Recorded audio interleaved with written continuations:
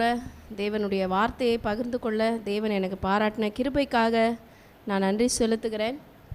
இன்றைக்கும் போன வாரம் நம்ம பார்த்தோம் எப்படி ஆண்டவர் பரிசுத்த ஆவியானவரை தந்தருளினார் என்கிறத பார்த்தோம்.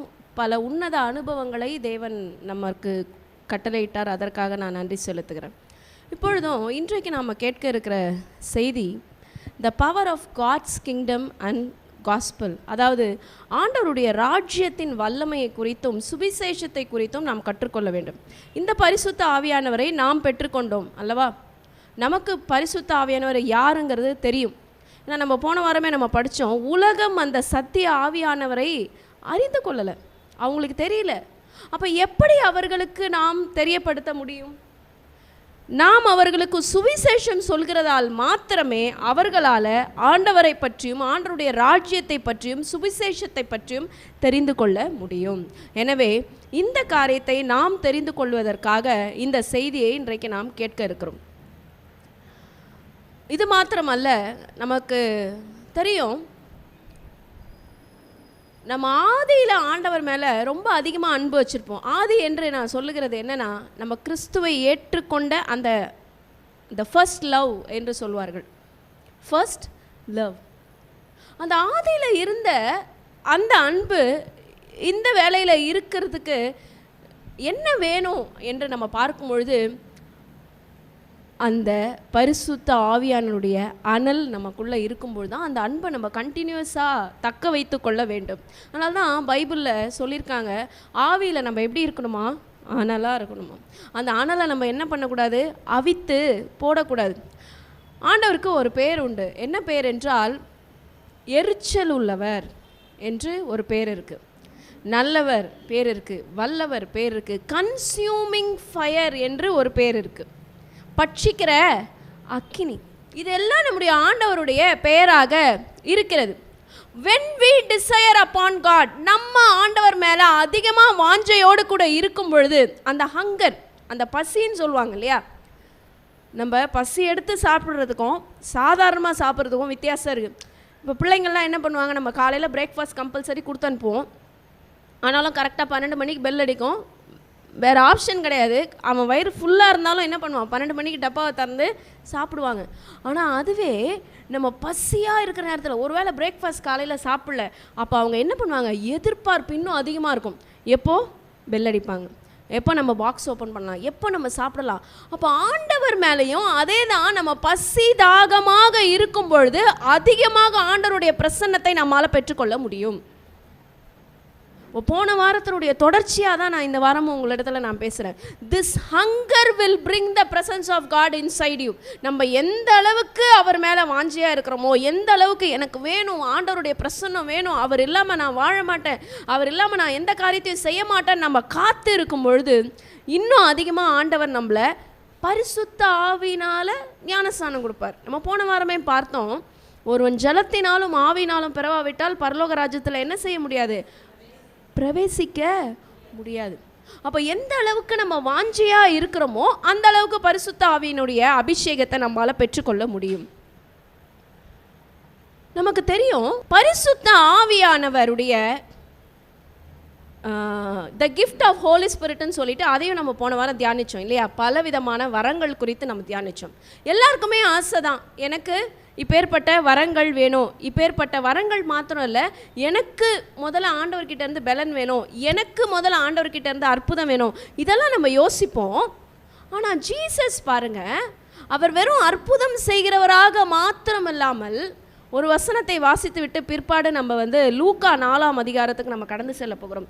அப்போஸ்தலருடைய நடபடிகள் 10ஆம் அதிகாரத்தை நம்ம எடுத்துக்கலாம். இந்த அப்போஸ்தலருடைய நடபடிகள் பார்க்கும் பொழுது ரொம்ப முக்கியமான ஒரு புஸ்தகமாக இருக்கிறது. அதாவது நம்முடைய புதிய ஏற்பாட்டினுடைய சரித்திர புஸ்தகம் தான் அப்போஸ்தலருடைய நடபடிகள், ஹிஸ்ட்ரி புக். ஹிஸ்ட்ரி ரொம்ப முக்கியம்.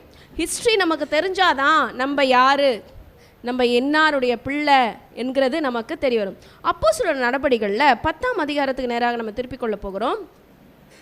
அதில் 38ஆம் வசனம் சொல்லுகிறது, நஸ்ரேனாகிய இயேசுவை தேவன் பரிசுத்த ஆவியினாலும் வல்லமையினாலும் அபிஷேகம் பண்ணினார். பரிசுத்த ஆவியினாலும், செகண்ட் வேர்ட், பரிசுத்த ஆவியினாலும், செகண்ட் வேர்ட் பரிசுத்த ஆவினாலும் வல்லமையினாலும். Power of God. அப்போ ஆண்டவருடைய பவர் யார் மேலே இருந்தது? நம்முடைய ஜீசஸ் கிரைஸ்ட் மேலே இருந்தது. அந்த இயேசு கிறிஸ்து இந்த உலகத்திற்கு மனு உருவாகி வார்த்தை மாம்சமானார். எப்படி? வார்த்தை. அன்றைக்கு ஏதேன் தோட்டத்தில் ஆண்டவர் ஒவ்வொரு காரியங்களையும் சிருஷ்டித்தாரே தன்னுடைய வார்த்தையின் மூலமாக தான் சிருஷ்டித்தார் அல்லவா? ஆனால் இன்றைக்கு என்ன நடக்குதுன்னா, அந்த வார்த்தை மனு உருவாகி நம்மிடத்தில் வந்திருக்கிறார். ஒரு காரியத்தை, ஒரு இன்ட்ரொடக்ஷன், பைபிளை பற்றி ஒரு இன்ட்ரொடக்ஷன் சொல்லிவிட்டு நான் என்னோடய சப்ஜெக்ட்குள்ளே நான் போக விரும்புகிறேன். நம்முடைய பைபிளில் மொத்தம் 66 புஸ்தகம் இருக்குது. கரெக்டாக? மொத்தம் எத்தனை புஸ்தகம்? 66. இந்த 66 புஸ்தகத்தில் பழைய ஏற்பாட்டில் மொத்தம் 39 புஸ்தகங்களும் புதிய ஏற்பாட்டில் 27 புஸ்தகங்களும் இருக்கும். இதை நம்ம ஈஸியாக எப்படி ஞாபகம் வச்சுக்கிறதுனா, 3ஆம் வாய்ப்பாட்டில் வர காரியங்கள் தான் இதில் வரும். Multiples of 3. 66 3ஆம் வாய்ப்பாடு தான், 39 3ஆம் வாய்ப்பாடு தான், 27 3ஆம் வாய்ப்பாடு. நம்ம இது பண்ணவே வேண்டாம், குழம்பிக்கவே வேணாம். அது 39, இது 27, மொத்தம் 66. அதில் 39 புஸ்தகங்களும் ஒருவரைத்தான் கை காமிக்குது. யார் ஒருவரை? இயேசு கிறிஸ்துவை கை காமிக்குது. அப்போ பழைய ஏற்பாட்டினுடைய சாராம்சம், கீ வேர்ஸ் அல்லது பழைய ஏற்பாட்டினுடைய கீ தீம் என்ன அப்படின்னா, ஜீசஸ் இஸ் கம்மிங். யார்? ஜீசஸ் கிரைஸ்ட்டு வரப்போகிறார். நல்லா தெளிவாக புரிஞ்சுக்கோங்க. பழைய ஏற்பாட்டினுடைய மொத்த புஸ்தகமும் என்ன தான் சொல்லுது? ஏசப்பா வரப்போகிறாருங்க, ஏசப்பா வரப்போகிறார். ஏசையா சொன்னாரா நமக்கு ஒரு பாலகன்? அப்போ வரப்போறாருன்னு சொல்கிறது எது? பழைய ஏற்பாடு. புரிஞ்சுங்களா? இப்போ புதிய ஏற்பாட்டில் முதல் 4 புஸ்தகங்கள் என்றால் மத்தேயு, மார்க்கு, லூக்கா, யோவான். இந்த 4 புஸ்தகம் என்ன சொல்லுது? Jesus has come. ஆண்டவர் வந்துட்டார்ப்பா, இந்த உலகத்திற்கு அவரே வந்துட்டார். அப்போ மீதி இருக்கிற 20 கவுண்ட் சொல்லுங்க, 27 4 போச்சுன்னா மீதி 23 புஸ்தகங்களும் என்ன சொல்லுதுன்னா, Jesus Christ is coming soon. அவர் மறுபடியும் வரப்போகிறார். பைபிளை பற்றி நீங்கள் யாருக்காவது எக்ஸ்பிளைன் பண்ணோன்னா இந்த பாயிண்ட்டை மறந்துடாதீங்க. பழைய ஏற்பாடு ஃபுல்லாக என்ன சொல்லுது? இயேசு கிறிஸ்து வரப்போகிறாருப்பா, வார்த்தையான தெய்வம் மாம்சமாகி வரப்போகிறார், இந்த உலகத்துக்கு வரப்போகிறாருன்னு சொல்லுது. புதிய ஏற்பாட்டினுடைய முதல் 4 புஸ்தகம் ஏசப்பா வந்துட்டார். மீதி இருக்கிற 23 புஸ்தகமும் என்ன சொல்லுது? ஜீசஸ் கிரைஸ்ட் இஸ் கம்மிங் சூன். இப்போ இந்த அப்போஸ்தலருடைய நடபடிகள் சரித்திர புஸ்தகமாக இருக்கிறது. இந்த சரித்திர புஸ்தகத்தில் 10ஆம் அதிகாரம் 38ஆம் வசனம் சொல்லுது, நசரேயனாகிய இயேசுவை தேவன் பரிசுத்த ஆவியினாலும் வல்லமையினாலும் அபிஷேகம் பண்ணினார். அடுத்தது பாருங்க, தேவன் அவரோடு கூட இருந்தபடினால் அவர் நன்மை செய்கிறவராயும் பிசாசின் வல்லமையில் அகப்பட்ட யாவரையும் குணமாக்குகிறவராயும் சுற்றி திரிந்தார். நம்ம 4ஆம் அதிகாரம் லூக்கா சுவிசேஷ புஸ்தகத்தில் நம்ம வாசிக்க இருக்கிறோம். நம்ம வாசிக்கும் போது தெரியும் அவருக்குள்ள எவ்வளோ வல்லமை இருந்தது. அந்த வல்லமையை வைத்து அவர் என்னென்ன காரியங்களை அவர் செய்தார். ஸோ என்ன இங்கே முக்கியமான ஒரு விஷயம்னா, தேவனுடைய வல்லமை, the power of God's kingdom. அந்த ஆண்டவருடைய வல்லமைக்காக தான் நாமும் காத்திருக்க வேண்டும், நாமும் காத்திருந்து பெற்றுக்கொள்ள வேண்டும். எப்படி அன்றைக்கு மேல் வீட்டறையில் 120 பேர் ஒன்று கூடி பெந்தைக்கோஸ்தே நாளில் அவர்கள் அபிஷேகத்தை பெற்றுக்கொண்டார்களோ, வானத்திலிருந்து வல்லமை இறங்கிற்றோ, நாமும் கர்த்தருக்காக காத்திருந்து பெற்றுக்கொள்ள வேண்டும். இப்போது யோவான் 14-12 வசனத்தை வாசித்து விட்டு பிற்பாடு நாம் 4ஆம் அதிகாரத்துக்கு நேராக நாம் கடந்து செல்லலாம். லூக்காவில் இதில் 14-12 என்ன சொல்லுகிறது என்றால், த believer will do greater things. யார் செய்வாங்களாம்? வாசிங்கம்மா. அந்த மெய்யாகவே நான் உங்களுக்கு சொல்லுகிறேன், நான் என் பிதாவின் இடத்திற்கு போகிறபடியினால் என்னை விசுவாசிக்கிறவன் நான் செய்கிற கிரியைகளை தானும் செய்வான், இவைகளை பார்க்கிலும் பெரிய கிரியைகளையும் செய்வான். செகண்ட் பார்ட் மறுபடியும் வாசிங்க, எல்லாரும் சேர்ந்து வாசிப்போம். என்னை விசுவாசிக்கிறவன், வாசிக்கலாமா? என்னை விசுவாசிக்கிறவன் நான் செய்கிற கிரியைகளை தானும் செய்வான், இவைகளை பார்க்கிலும் பெரிய கிரியைகளையும் இந்த இடத்துல ஜீசஸ் சொல்லியிருக்காரு, யார் ஒருவர் என்ன விசுவாசிக்கிறீங்களோ, த பிலீவர்னு சொல்லியிருக்காங்க. அந்த இடத்துல எந்த பொசிஷனும் சொல்லப்படலை, அந்த இடத்துல எந்த குவாலிஃபிகேஷனும் சொல்லப்படலை. ஜஸ்ட் அவரை விசுவாசிச்சாலே போதும், அவரை விசுவாசித்தால் மாத்திரம் போதும். அதுக்கப்புறமா எந்த ஒரு வயதும் போடலை, குறிப்பிடலை இல்லையா? என்ன வார்த்தை மாத்திரம்தான் அங்கே குறிப்பிடப்பட்டிருக்கிறது, விசுவாசித்தால் போதும். ஏன் இந்த சின்ன பிள்ளைங்க இருக்காங்களே, இந்த சின்ன பிள்ளைங்க கூட அவங்க ஜீசஸ் கிரைஸ்ட இயேசு கிறிஸ்துவை விசுவாசிக்கும் பொழுது இயேசு கிறிஸ்து செய்ததை விட இன்னும் அதிகமான பெரிய கிரியைகளை செய்ய முடியும். உங்களோட விசுவாசத்தின் அளவை வர்த்திக்க செய்கிறார் தேவன். போதும், நம்ம நம்மளுடைய ஒர்க்ஸ், நம்ம வீடு, நம்மளுடைய காரியங்கள் போதும். கர்த்தருக்காக, கர்த்தருடைய ராஜ்யத்துக்காக நாம் செய்கிற நேரம் தொடங்கிவிட்டது. உலகமும் உலகத்தோட காரியங்கள் அதை பார்த்துக்கும். நம்ம போலனாலும் எல்லாம் அது நடந்து தான் தீரும். ஆனால் தேவனுடைய ராஜ்யத்துக்கு என்று நம்ம ஏதாவது செய்யணுமே. அவர் சொல்றாரு, இதோ நான் சீக்கிரமாய் அவனுடைய கிரியைக்கு தக்கதான பலன். நீங்கள் என்ன கிரியை செய்து கொண்டு இருக்கிறீங்க, நான் என்ன கிரியை செய்து கொண்டு இருக்கிறேன், கர்த்தர் கவனித்து பார்த்து கொண்டு இருக்கிறார். அவர் சொல்றாரு, he who believes will do greater things.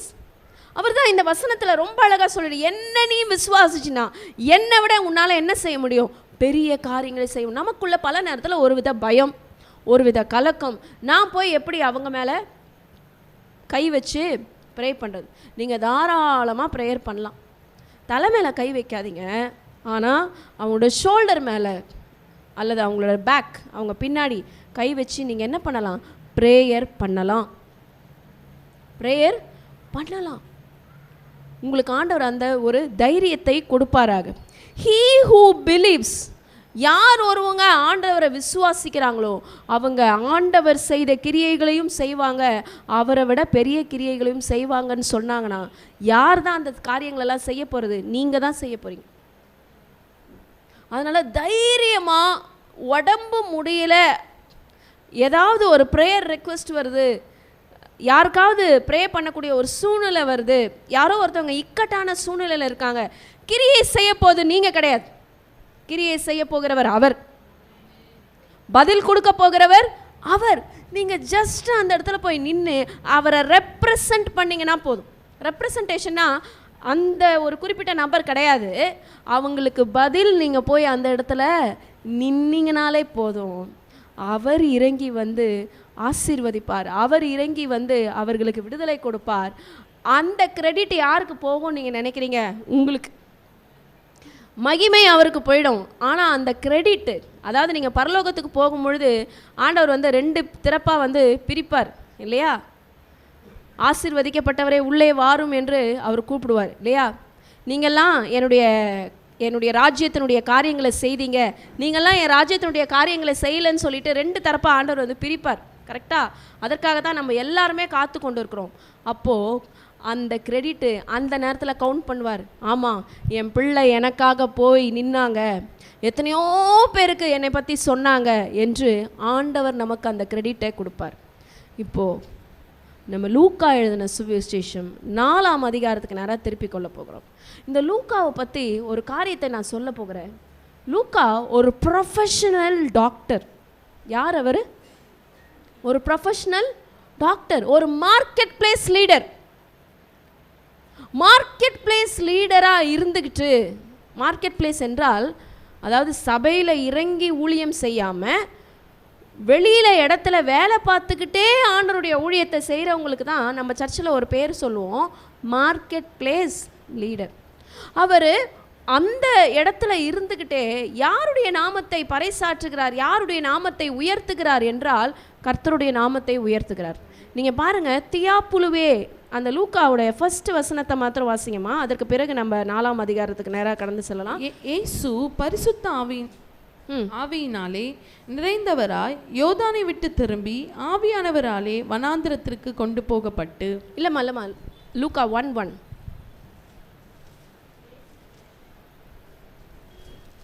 மகா கணம் பொருந்திய தெயோப்பிலேவே நாங்கள் முழு நிச்சயமாய் நம்புகிற சங்கதிகளை. பாருங்க, இந்த தியாப்புலு யார் அப்படின்னு நம்ம பார்க்கும்போது தியோஃபிலஸ் என்று ஆங்கிலத்தில் சொல்லுவாங்க. ரோமன் கவர்னருக்கு அவர் என்ன பண்ணுறாரு, இந்த லெட்டரை எழுதுறார். இப்போ யோசிச்சு பாருங்க, நம்ம சாதாரணமாக ஒரு லெட்டரை எழுதுறதுக்கும் அந்த லெட்டரு கவர்மெண்ட் கிட்ட போயிட்டு அந்த கவர்மெண்ட்டோட சீல் அந்த லெட்டரில் வந்து திரும்பியும் அது எல்லா இடத்துலையும், இப்போ ஃபார் எக்ஸாம்பிள் இன்டர்நெட்டில் அது போய் இதை நீங்கள் ஃபாலோ பண்ணணும்னு வந்தால் நம்ம எழுதின லெட்டர் தான், சாதாரணமாக நம்ம உட்காந்து எழுதின லெட்டர் தான். ஆனால் அந்த சீல் போட்ட பிறகு, அது கவர்மெண்ட் டாக்குமெண்ட் ஆன பிறகு அதோடைய மதிப்பு என்ன ஆகுது, கூடுகிறது. கரெக்டாக அதே மாதிரி தான் இந்த இடத்துல இந்த லூக்கா என்கின்ற இந்த டாக்டர், இந்த மருத்துவர் என்ன செய்கிறார், யாருக்கு இந்த லெட்டர் வந்து அனுப்புகிறார் பாருங்க, யாருக்கு அட்ரஸ் பண்ணியிருக்கார் பாருங்க. மகா கணம் பொருந்திய தியாப்புலுவே, நாங்கள் முழு நிச்சயமாய் நம்புகிற சங்கதிகளை. அப்போது அவர் ஆண்டவருடைய காரியங்களை நீங்கள் மீதி காஸ்பல்ஸை நீங்கள் பார்க்கும்பொழுது அந்த இன்சிடெண்ட்டெல்லாம் முன்ன பின்ன இருக்கும். ஆனால் நீங்கள் லூக்கா எடுத்தீங்கன்னு வச்சுக்கோங்களேன், அப்படியே வரிசையாக அழகாக இருக்கும். இந்த 4 காஸ்பல்ஸும் நீங்கள் கம்பேர் பண்ணி படித்து பாருங்களேன். அப்போ லூக்கா வந்து எவ்வளோ ப்ரொஃபஷ்னலான ஒரு மெத்த படித்தவருங்கிறது நம்மளால் புரிந்து கொள்ள முடியும். இப்போ இந்த லூக்கா நமக்கு சொல்லுகிற ஒரு காரியம், இப்பொழுது நம்ம 4வது அதிகாரத்துக்கு நம்ம வந்துடுவோம். Authority of God's word is manifested, அதாவது ஆண்டவருடைய வார்த்தையின் வல்லமை வெளிப்பட்டது. யாருடைய வார்த்தையின் வல்லமை? ஆண்டவருடைய வார்த்தையின் வல்லமை. இன்றைக்கு நம்ம செய்தியினுடைய தலைப்பு என்னன்னா, ஆண்டவருடைய ராஜ்யத்தின் வல்லமையை குறித்து நம்ம படிக்க போகிறோம். அதில் முதலாவது தேவ வார்த்தையின் வல்லமை வெளிப்பட்டது. 4ஆம் அதிகாரம் லூக்கா 31 37 வரைக்கும் வாசிங்கம்மா. பின்பு அவர் கலிலேயாவில் உள்ள கப்பர்நகும் பட்டணத்துக்கு வந்து ஓய்வு நாட்களில் ஜனங்களுக்கு போதகம் பண்ணினார். அவருடைய வசனம் அதிகாரம் உள்ளதாய் இருந்தபடியால் அவருடைய போதகத்தை குறித்து அவர்கள் ஆச்சரியப்பட்டார்கள். ஜப ஆலயத்திலே அசுத்த ஆவி பிடித்திருந்த ஒரு மனுஷன் இருந்தான். அவன், ஐயோ நசரேயனாகிய இயேசுவே, எங்களுக்கும் உமக்கும் என்ன? எங்களை கெடுக்கவா வந்தீர்? உம்மை இன்னார் என்று அறிவேன், நீர் தேவனுடைய பரிசுத்தர் என்று உரத்த சத்தமிட்டான். அதற்கு இயேசு, நீ பேசாமல் இவனை விட்டு புறப்பட்டு போ என்று அதை அதட்டினார். அப்பொழுது பிசாசு அவனை ஜனங்களின் நடுவே விழத்தள்ளி அவனுக்கு ஒரு சேதமும் செய்யாமல் அவனை விட்டு போய்விட்டது. எல்லாரும் ஆச்சரியப்பட்டு, இது என்ன வார்த்தையோ, அதிகாரத்தோடும் வல்லமையோடும் அசுத்த ஆவிகளுக்கு கட்டளையிடுகிறார், அவைகள் புறப்பட்டு போகிறதே என்று ஒருவர் பேசிக்கொண்டார்கள். அவருடைய கீர்த்தி சுற்றிலும் இருந்த நாடுகளில் உள்ள இடங்கள் எல்லாம் பிரசித்தமாயிற்று. ஆமென். கர்த்தர் இந்த வசனங்களை ஆசீர்வதிப்பாராக. இப்பொழுது ஆண்டவராக இயேசு கிறிஸ்து அவருடைய earthly ministry, அவர் இந்த பூ உலகில் வாழும்போது 3.5 ஆண்டுகள் அவர் ஊழியம் செய்தார். அவர் இந்த உலகத்தில் வாழும்போது இப்போ எந்த பகுதியில் இருக்கிறார்? அவர் கலிலேயாவில் உள்ள கப்பர்நகும் பட்டணத்திற்கு அவர் வருகிறார். எந்த பட்டணத்துக்கு வருகிறார்? கப்பர்நகும் என்று சொல்லப்படுகிற ஒரு பட்டணத்திற்கு வருகிறார். அந்த பட்டணத்திற்கு வரும்பொழுது ஒரு சம்பவம் நடைபெறுகிறது. ஜெப ஆலயத்தில் யார் இருக்கிறான்? ஒரு அசுத்த ஆவி பிடித்திருந்த ஒரு மனுஷன் இருக்கிறான். அவன் எத்தனை ஆண்டுகள் அந்த இடத்துல இருந்தான்னு தெரில. யார் யார் அவனை அந்த பாஸ்டர் பையா, அதாவது அந்த பக்கமாக கடந்து சென்றாங்கன்னு தெரியல. நிறைய பேர் நிச்சயமாக என்ன பண்ணியிருப்பாங்க, அவனை நோட்டீஸ் பண்ணியிருப்பாங்க. ஆனால் யார் ஒருவராலையும் அவனை விடுவிக்க முடியவில்லை. இந்த இடத்துல நம்முடைய இரட்சகராகிய இயேசு கிறிஸ்து வரார். அந்த சீன் அப்படியே உங்கள் கண்ணு முன்னாடி கொண்டு வாங்க. நான் இந்த சின்ன பிள்ளைகளை வைத்திருக்கிற பேரண்ட்ஸ்க்கு ஒரு அட்வைஸ் சொல்வேன். முதல்ல கதை நீங்கள் முதல்ல படிக்கணும். ஓகேயா? முதல்ல நீங்கள் என்ன பண்ணணும்? படிக்கணும். படித்து தெரிஞ்சுட்டு நீங்கள் பிள்ளைங்களுக்கு என்ன பண்ணணும்? கதை சொல்லி கொடுக்கணும். கதை என்ன பண்ணணும்? சொல்லி கொடுக்கணும். நம்மளோட இமேஜினேஷன், நம்மளோட க்ரியேட்டிவிட்டிலாம் ரொம்ப அதிகமாக வளரும். ஒரு நாள் நான் நம்முடைய லோக்கல் ட்ரெயினில் ட்ராவல் பண்ணும்போது ஒரு சீன் பார்த்தேன். அது என்னை ரொம்ப அதிகமாக பாதிச்சுது. என்ன அப்படின்னா, பாட்டி ஒரு ஃபோன் வச்சுருக்காங்க, சரியா? அவங்களோட பொண்ணு, அவங்க ஒரு ஃபோன் வச்சுருக்காங்க. அவங்களுக்கும் ஒரு பொண்ணு இருக்குது, குட்டி பாப்பா, அதுக்கு ஒரு 3 வயசுக்கும் குறைவாக தான் இருக்கும். அதுவும் ஒரு ஃபோன் வச்சுருக்கு. நான் 1/2 மணி நேரமாக இவங்கள பார்த்துக்கிட்டு இருக்கேன். 3 பேரும் தலையை நிமிர கூட இல்லை, அப்படியே பார்த்துட்டு இருந்தாங்க.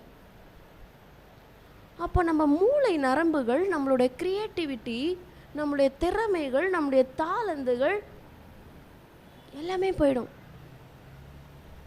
30 நிமிஷம் கழிச்சு நான் பொறுமை எழுந்து, நான் ஆக்சுவலாக 1 hour ட்ராவல், எனக்கு 30 நிமிஷம் நான் பொறுமை எழுந்து நானே வாயை திறந்து பேசினேன். This is not good for the kid அப்படின்னு ஸ்டார்ட் பண்ணேன் என் கான்வர்சேஷனை. ஆமாம் வி நோ, ஆனால் என்ன பண்ணுறது, அவங்க ரொம்ப அடமெண்ட்டாக இருக்காங்க அப்படின்னு என்ன பண்ணுறாங்க, டிஃபெண்ட் பண்ணுறாங்க. எங்களுக்கு தெரியும் அது நல்லது இல்லைன்னு, ஆனால் என்ன பண்ணுறாங்க, அவங்க ரொம்ப பிடிவாதமாக இருக்காங்க. இல்லை, நீங்கள் கொடுத்ததுனால தான் அவங்க பிடிவாதமாக மாறியிருக்காங்க, முதல்ல அதை வாங்கி வைங்க அப்படின்னு சொன்னேன். பிள்ளைக்கு வேடிக்கை பார்க்க சொல்லித்தாங்க, கலர்ஸ் சொல்லித்தாங்க, கதை சொல்லித்தாங்க. நீங்கள் பார்த்தீங்கன்னா அதுவும் தான் பார்க்கும், நீங்கள் பார்க்கலன்னா அதுவும் பார்க்காது அப்படின்னு சொல்லி கொடுத்தேன். இப்போ இந்த இடத்துல நம்ம பார்க்கும் பொழுது இந்த சீனை உங்கள் கண்ணு முன்னாடி நான் கொண்டு வர சொல்கிறேன்.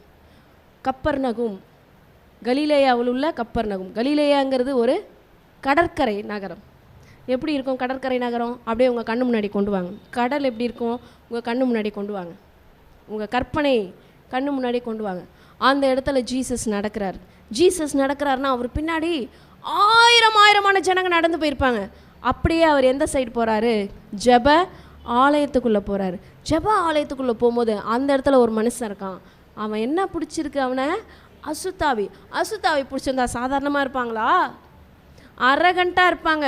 போய் அந்த பக்கமாக போகிற வர எல்லாரையும் என்ன பண்ணுவாங்க? அட்டாக் பண்ணுவாங்க.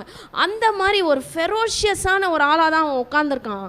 ஆனால் அவன் யாரை பார்க்குறான்? இயேசு கிறிஸ்துவை பார்க்குறான். இத்தனை வாட்டி இத்தனை மனிதர்களை பார்த்த அவன் சற்றும் டிஸ்டர்பே ஆகலை. அவன் ஜாலியாக அவன் வேலையில் இருக்கான். ஆனால் இயேசு கிறிஸ்துவை பார்க்கும் பொழுது அவன் என்ன காரியத்தை வாயை திறந்து சொல்கிறான்? ஐயோ, நஸ்ரேனாகிய இயேசுவே, எங்களுக்கும், ப்ளூரல் உள்ள நிறைய பேர் இருக்காங்க, எங்களுக்கும் உமக்கும் என்ன, எங்களை கெடுக்கவா வந்தீர், எங்களை கெடுக்கவா வந்தீர், உம்மை இன்னார் என்று அறிவேன். பாருங்கப்பா, உள்ள இருக்கிற பிசாசு, உள்ள இருக்கிற அசுத்தாவி சொல்லுது, நீங்க யாருன்னு எனக்கு தெரியும் ஜீசஸ். ஆனா அவருடைய நாமத்தை விசுவாசிக்கிற அவருடைய பிள்ளைகளாக புத்திர சுவிகாரத்தை பெற்ற பிள்ளைகளுக்கு தெரியல ஜீசஸ் யாருன்னு. ஆனா அந்த பிசாசு சொல்லுது, உங்களை அறிவேன், நீர் இன்னார் என்று நான் அறிவேன். அது எப்படி தெரியுமா? பிசாசுக்கு தெரியுமா? நிச்சயமா தெரியும். யாக்கோபு 2:19 சொல்லுது, பிசாசுகளும் விசுவாசித்து நடுங்குகின்றன. வித்தியாசமான வசனமா இருக்குல்ல? பிசாசும் என்ன பண்ணுதான்? விசுவாசிச்சு நடுங்குதான். அது சொல்லும், நீ யாருன்னு எனக்கு தெரியும், நீ வந்து என்கிட்ட பேசுறியா அப்படின்ட்டு நமக்கு தெரியும் அப்படின்னு அது நம்மள்கிட்ட திரும்பியும் பேசும். பிசாசுகளும் விசுவாசித்து நடுங்குகின்றன. அப்போ இது எதை குறிக்கிறது என்றால், ஆண்டவராகிய இயேசு கிறிஸ்துவின் மேல் இருந்த அந்த அபிஷேகம். நஸ்ரேனாகிய இயேசுவை தேவன் பரிசுத்த ஆவியினாலும், செகண்ட் வேர்ட், வல்லமையினாலும் அபிஷேகம் பண்ணினார். அப்போஸ்தலர் 10:38. பரிசுத்த ஆவியினாலும் வல்லமையினாலும். ஆண்டவருடைய பவர், ஆண்டவருடைய வல்லமை ஆண்டவராகிய இயேசு கிறிஸ்து மேலே இருந்ததுனால தான் பாருங்க இந்த இடத்துல அவர் வராரு. அந்த பிசாசு சொல்லுது, நீங்க யாருன்னு எனக்கு தெரியும். அப்போ பிசாசுக்கு தெரியுது அவருடைய பவர் என்ன, அவர் யாரு, அவரால் என்ன செய்ய முடியும் அப்படிங்கிறது ஆப்போசிட் பார்ட்டிக்கு தெரியுது. ஆனால் நமக்கு தெரியவில்லை என்றால், தேவஜனமே, நம்ம ஆண்டவரை அதிகமாக நேசிக்கணும், அவருடைய வல்லமையை பெற்றுக்கொள்ள வேண்டும். நம்மளோட பவர் என்னன்னு சொல்லிட்டு பல நேரத்தில் நமக்கு தெரியல, நம்ம யாரோட பிள்ளைன்றது நமக்கு தெரியல, நமக்கு ஆண்டவர் என்னென்ன வல்லமையை கொடுத்துருக்கிறாருங்கிறது நமக்கு தெரியல. சர்ப்பங்களை தேள்களை மிதிக்கிற அதிகாரத்தை தேவன் நமக்கு கொடுத்திருக்கிறார். ஒன்று உன்னை சேதப்படுத்தாது மகனே. அவன் மின்னலை போல வானத்திலிருந்து கீழே விழுகிறதை கண்டேன். அப்ப ஆண்டவருக்குள்ள இருக்கிறத அதால பார்க்க முடியானா? நம்மால பார்க்க முடியாதா? நம்மால பார்க்க முடியாதா? நிச்சயமா பார்க்க முடியும். பரிசுத்த ஆவியானவருக்காக கிரேவ் பண்ணுங்க, பரிசுத்த ஆவியானவருக்காக ஹங்கர் பண்ணுங்க, பரிசுத்த ஆவியானவர் எனக்கு வேணும்னு வெயிட் பண்ணுங்க. அவர் வந்து உங்களை நிரப்புவார். அவர் வந்து தம்முடைய பிரசன்னத்தினால உங்களை நிரப்புவார். பல நேரத்தில் நம்ம வெயிட் பண்ணுறதில்ல, பல நேரத்தில் நம்ம காத்திருக்கிறதில்ல. கடைசியாக ஆண்டவராகிய இயேசு கிறிஸ்து போன வாரம் மெசேஜில் நம்ம சொன்ன ஒரு காரியத்தை நான் நினைவு கூறுகிறேன். அவர் எங்கே வெயிட் பண்ண சொன்னார்? எருசலேமில் வெயிட் பண்ணுங்கப்பா. யாருக்காக வெயிட் பண்ண சொன்னார்? பரிசுத்த ஆவியானவருக்காக காத்திருக்க சொன்னார். அவங்க காத்திருந்த பிறகு தான் 40 நாள் அவர் திஷ்டாந்தமாக தன்னை வெளிப்படுத்திட்டு பரமேறிட்டார். 40வது நாளில் என்ன பண்ணிட்டார் ஏசப்பா? அவர் மரித்து உயிர்த்து 40 நாள் அளவுக்கும் தன்னை காமிச்சார். நான் உயிரோட எழுந்துட்டேன் பாருப்பா, நான் உயிரோட எழுந்துட்டேன் பாருன்னு சொல்லி நம்மளை காண்பித்த பிறகு, அதற்கு பிறகு 40 டேஸில் அவர் அசென்ஷன் என்று சொல்வார்கள், பரம் ஏறிட்ட பிறகு, அவர் பரம் ஏறின கரெக்டாக 10வது நாள் பெந்தேகோஸ்தேயின் நாள் அன்றைக்கு தான் காத்திருந்த தன்னுடைய அப்போஸ்தலர்கள் மீது பரிசுத்த ஆவியானவர் பலமாக இறங்கி வந்தார். அதைத்தான் நாம் போன வாரம் தியானித்தோம்.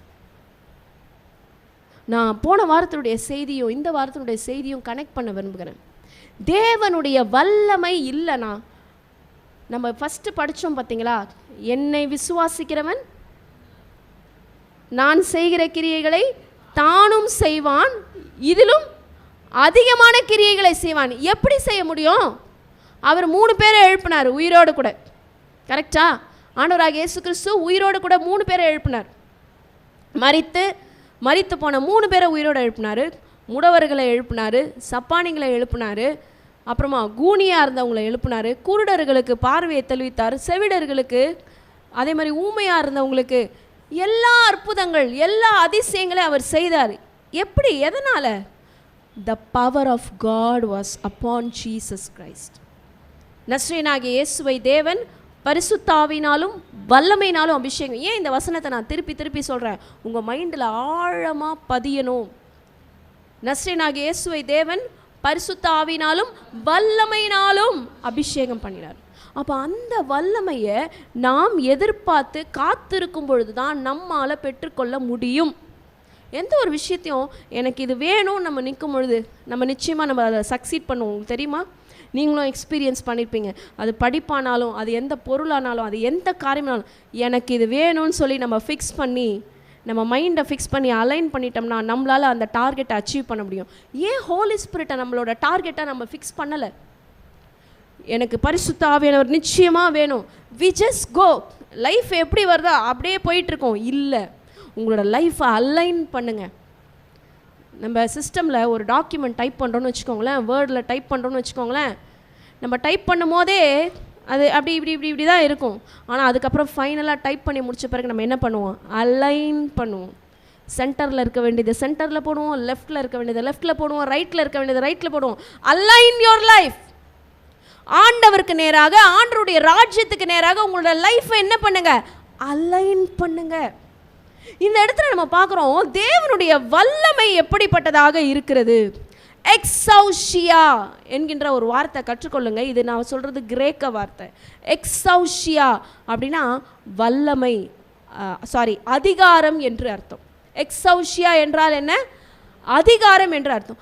ஆண்டவர் எந்த அதிகாரத்தில் இவற்றையெல்லாம் செய்கிறார்? நீங்கள் யோசிச்சு பார்த்தீங்களா? எப்படி ஆண்டவர் செய்கிறாரு? அவன் அத்தனை நாளாக அங்கே கிடக்கிறான், எல்லாரையும் டிஸ்டர்ப் பண்ணிட்டு கிடக்கிறான். ஆனால் ஒரே ஒரு நாள் ஆண்டவராகிய இயேசு கிறிஸ்து அந்த பக்கமாக வரும்பொழுது அவன் பார்த்து சொல்கிறான், எனக்கும் உங்களுக்கும் என்ன, ஏன் என்னை டிஸ்டர்ப் பண்ண வந்தீங்க, என்னை விட்டுருங்க, என்னை டிஸ்டர்ப் பண்ணாதீங்கன்னு சொல்லி சொல்கிறான். அப்படின்னா அப்போ அவருக்குள்ள ஆண்டவருடைய வல்லமை இருந்தது, அவருக்குள்ள ஆண்டவருடைய அதிகாரம் இருக்குது. அந்த அதிகாரம் என்ன செய்யுதுன்னா, இத்தனை நாள் இருளின் அதிகாரத்தில் இருந்தவனை விடுவிக்கிறது. இத்தனை நாள் அவன் யாரோட அதிகாரத்தில் இருக்கிறான்? இருளின் அதிகாரத்தில் இருக்கிறவனை விடுவிக்குது. அந்த வசனத்தை நம்ம மேற்கொண்டு அந்த அடுத்த வசனம் வாசிங்கம்மா. அதாகினும்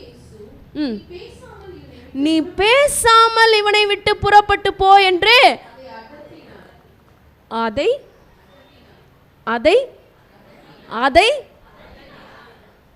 நமக்கு தெரியணும். யார்கிட்ட எப்படி பேசணும், யார்கிட்ட எப்படி பேசணும். The tone matters. நம்மளோட டோன். இந்த இடத்துல அவர் எப்படி பண்ணியிருக்காரு? அதட்டியிருக்கார்.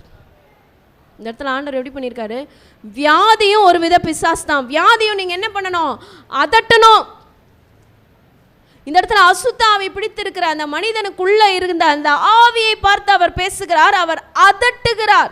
அவர் அதட்டும் பொழுது என்ன காரியம் நடக்கிறது? அடுத்த வார்த்தை சொல்லுகிறது, பிசாசு அவனை தள்ளி அவனை விட்டு போய்விட்டது. நம்முடைய ஆலயத்தில் பல ஹீலிங் அண்ட் டெலிவரன்ஸு நான் கர்த்தருடைய கிருபையில் பண்ணியிருக்கும் பொழுது அந்த மேனிஃபெஸ்ட் பண்ணுவாங்க. அவங்க மேனிஃபெஸ்ட் என்றால் உள்ளே இருக்கிறது வெளியில் போகிற வரைக்கும் அதை அவங்க வெளிப்படுத்துவாங்க. அவங்க வாழ்க்கையில் இவ்வளோ நாள் அது உள்ளே உட்காந்து அவங்கள ஆக்கிரமித்து அவங்கள இது வரைக்கும் ஆட்கொண்டு இருந்ததில்ல, அதெல்லாம் அவங்க வெளிப்படுத்திட்ட பிறகு தான் அது என்ன பண்ணும், வெளியில் போகும். இதை நான் கண்கூடாக பார்த்துருக்குறேன். இதெல்லாம் உண்மையா? இது அப்போ நடந்தது இல்லை. Spiritual world is very true. இப்போ நம்ம பார்க்குற இந்த உலகம் எந்த அளவுக்கு உண்மையோ அதே அளவுக்கு உண்மை ஆவிக்குரிய உலகம். பிள்ளைகளா, ஆவிக்குரிய உலகத்தில் நம்ம போகிறதுக்கு ஒரு என்ட்ரி இருக்குது. யார் மூலமாக போகலான்னா, ஆண்டவராகிய இயேசு கிறிஸ்துவின் ரத்தம் மூலமாக உள்ளே போகலாம். வேறு எப்படி உள்ளே போனாலும் நமக்கு அட்டாக். மறந்துடாதீங்க. இப்போ ரொம்ப சில பிள்ளைகள்லாம் என்ன பண்ணுறாங்கன்னா, ஜாலியாக உள்ளே போகிறாங்க. அங்கே என்ன நடக்குது பார்க்கலாம். அந்த ஈவில் ஸ்பிரிட்டு என்ன பண்ணுதுன்னு பார்க்கலாம். விளையாடி பார்க்குறாங்க. அதாவது நான் சொல்லுகிறது, இந்த ஈவில் ஸ்பிரிட் வச்சு சில காரியங்கள்லாம் செய்வாங்க இல்லையா, அவர்களை குறித்து சொல்லுகிறேன். அப்போது அது மறுபடியும் அட்டாக் பண்ணால் அவங்க என்ன ஆவாங்க அப்படிங்கிறது அவங்களுக்கு தெரியல. ரொம்ப ஜாலியாக பண்ணுறாங்க. பட் நமக்கு ஒரு என்ட்ரி ஆண்டவர் கொடுத்துருக்குறாரு. ஆண்டவராகிய இயேசுனுடைய இரத்த கோட்டைக்குள்ளே நம்ம இருந்தோம்னா நம்மளை ஒன்றும் டச் பண்ணாது. சில நேரம் சில வித பயங்கள் வரும்ல, நமக்கு சில வித பயங்கள் வரும். ஒரு இடத்துக்கு போயிட்டு நம்ம வீட்டுக்கு வரும்போது நமக்கு ஒரு பயம் வரும். சில இமோஷன்ஸ் சில நேரத்தில் நமக்கு மாறும். உடனே நீங்கள் சொல்ல வேண்டிய காரியம், ஆண்டவருடைய இரத்த கோட்டைக்குள்ளே என்னுடைய ஆவியை, என்னுடைய ஆத்மாவை, என்னுடைய சரீரத்தை நான் கொண்டு வருகிறேன். எங்கள் அப்பாவை கொண்டு வருகிறேன், எங்கள் அம்மாவை கொண்டு வருகிறேன், என் மனைவியை கொண்டு வருகிறேன், என் பிள்ளைகளை கொண்டு வருகிறேன், என் கணவரை கொண்டு வருகிறேன். உடனே சொல்லிக்கிட்டே இருங்க. சங்கீதம் 91 சொல்லிக்கிட்டே இருங்க. அந்த பயம் வெளியில் போகிற வரைக்கும் சொல்லிகிட்டே இருங்க. இந்த இடத்துல அவர் அதட்டுறாரு, அதை அவனை கீழே விழ தள்ளிச்சு.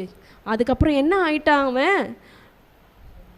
அவனை விட்டு போயிடுச்சு. அவ்வளோதான், இட்ஸ் கான். இவ்வளோ நாள் அவனை கஷ்டப்பட்டுக்கிட்டு இருந்த அந்த அசுத்த ஆவி அவனை விட்டு போயிடுச்சு.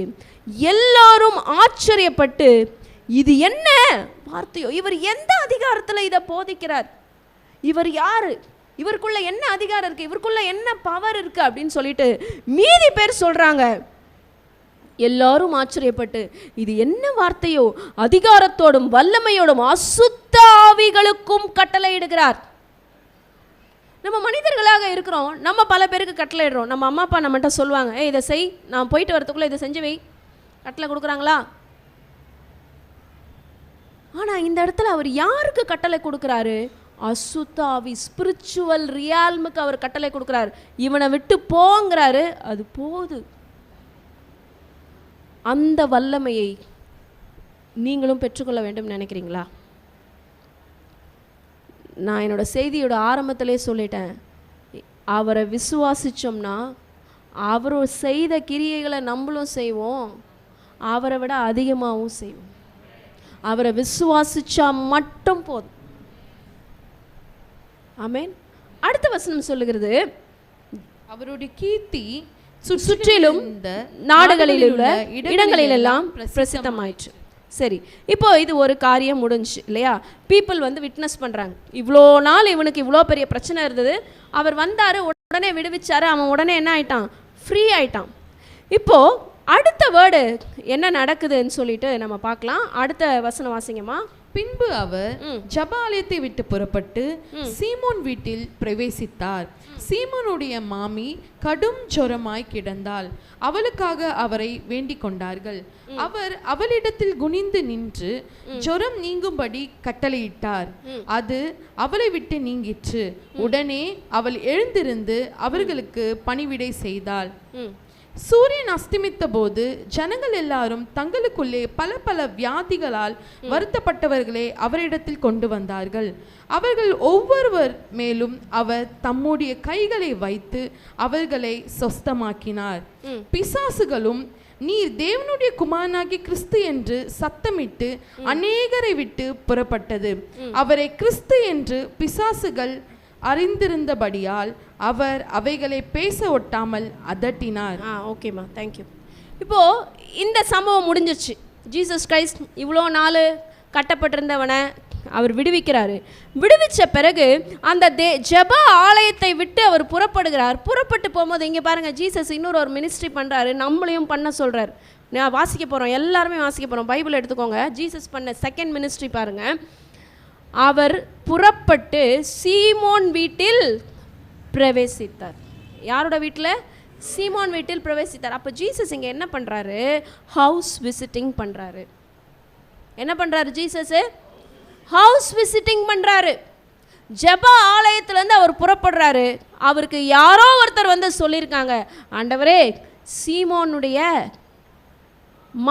மாமி என்றால் மதர் இன்லா, மாமியார், அவங்களுக்கு என்ன முடியல, உடம்பு முடியல.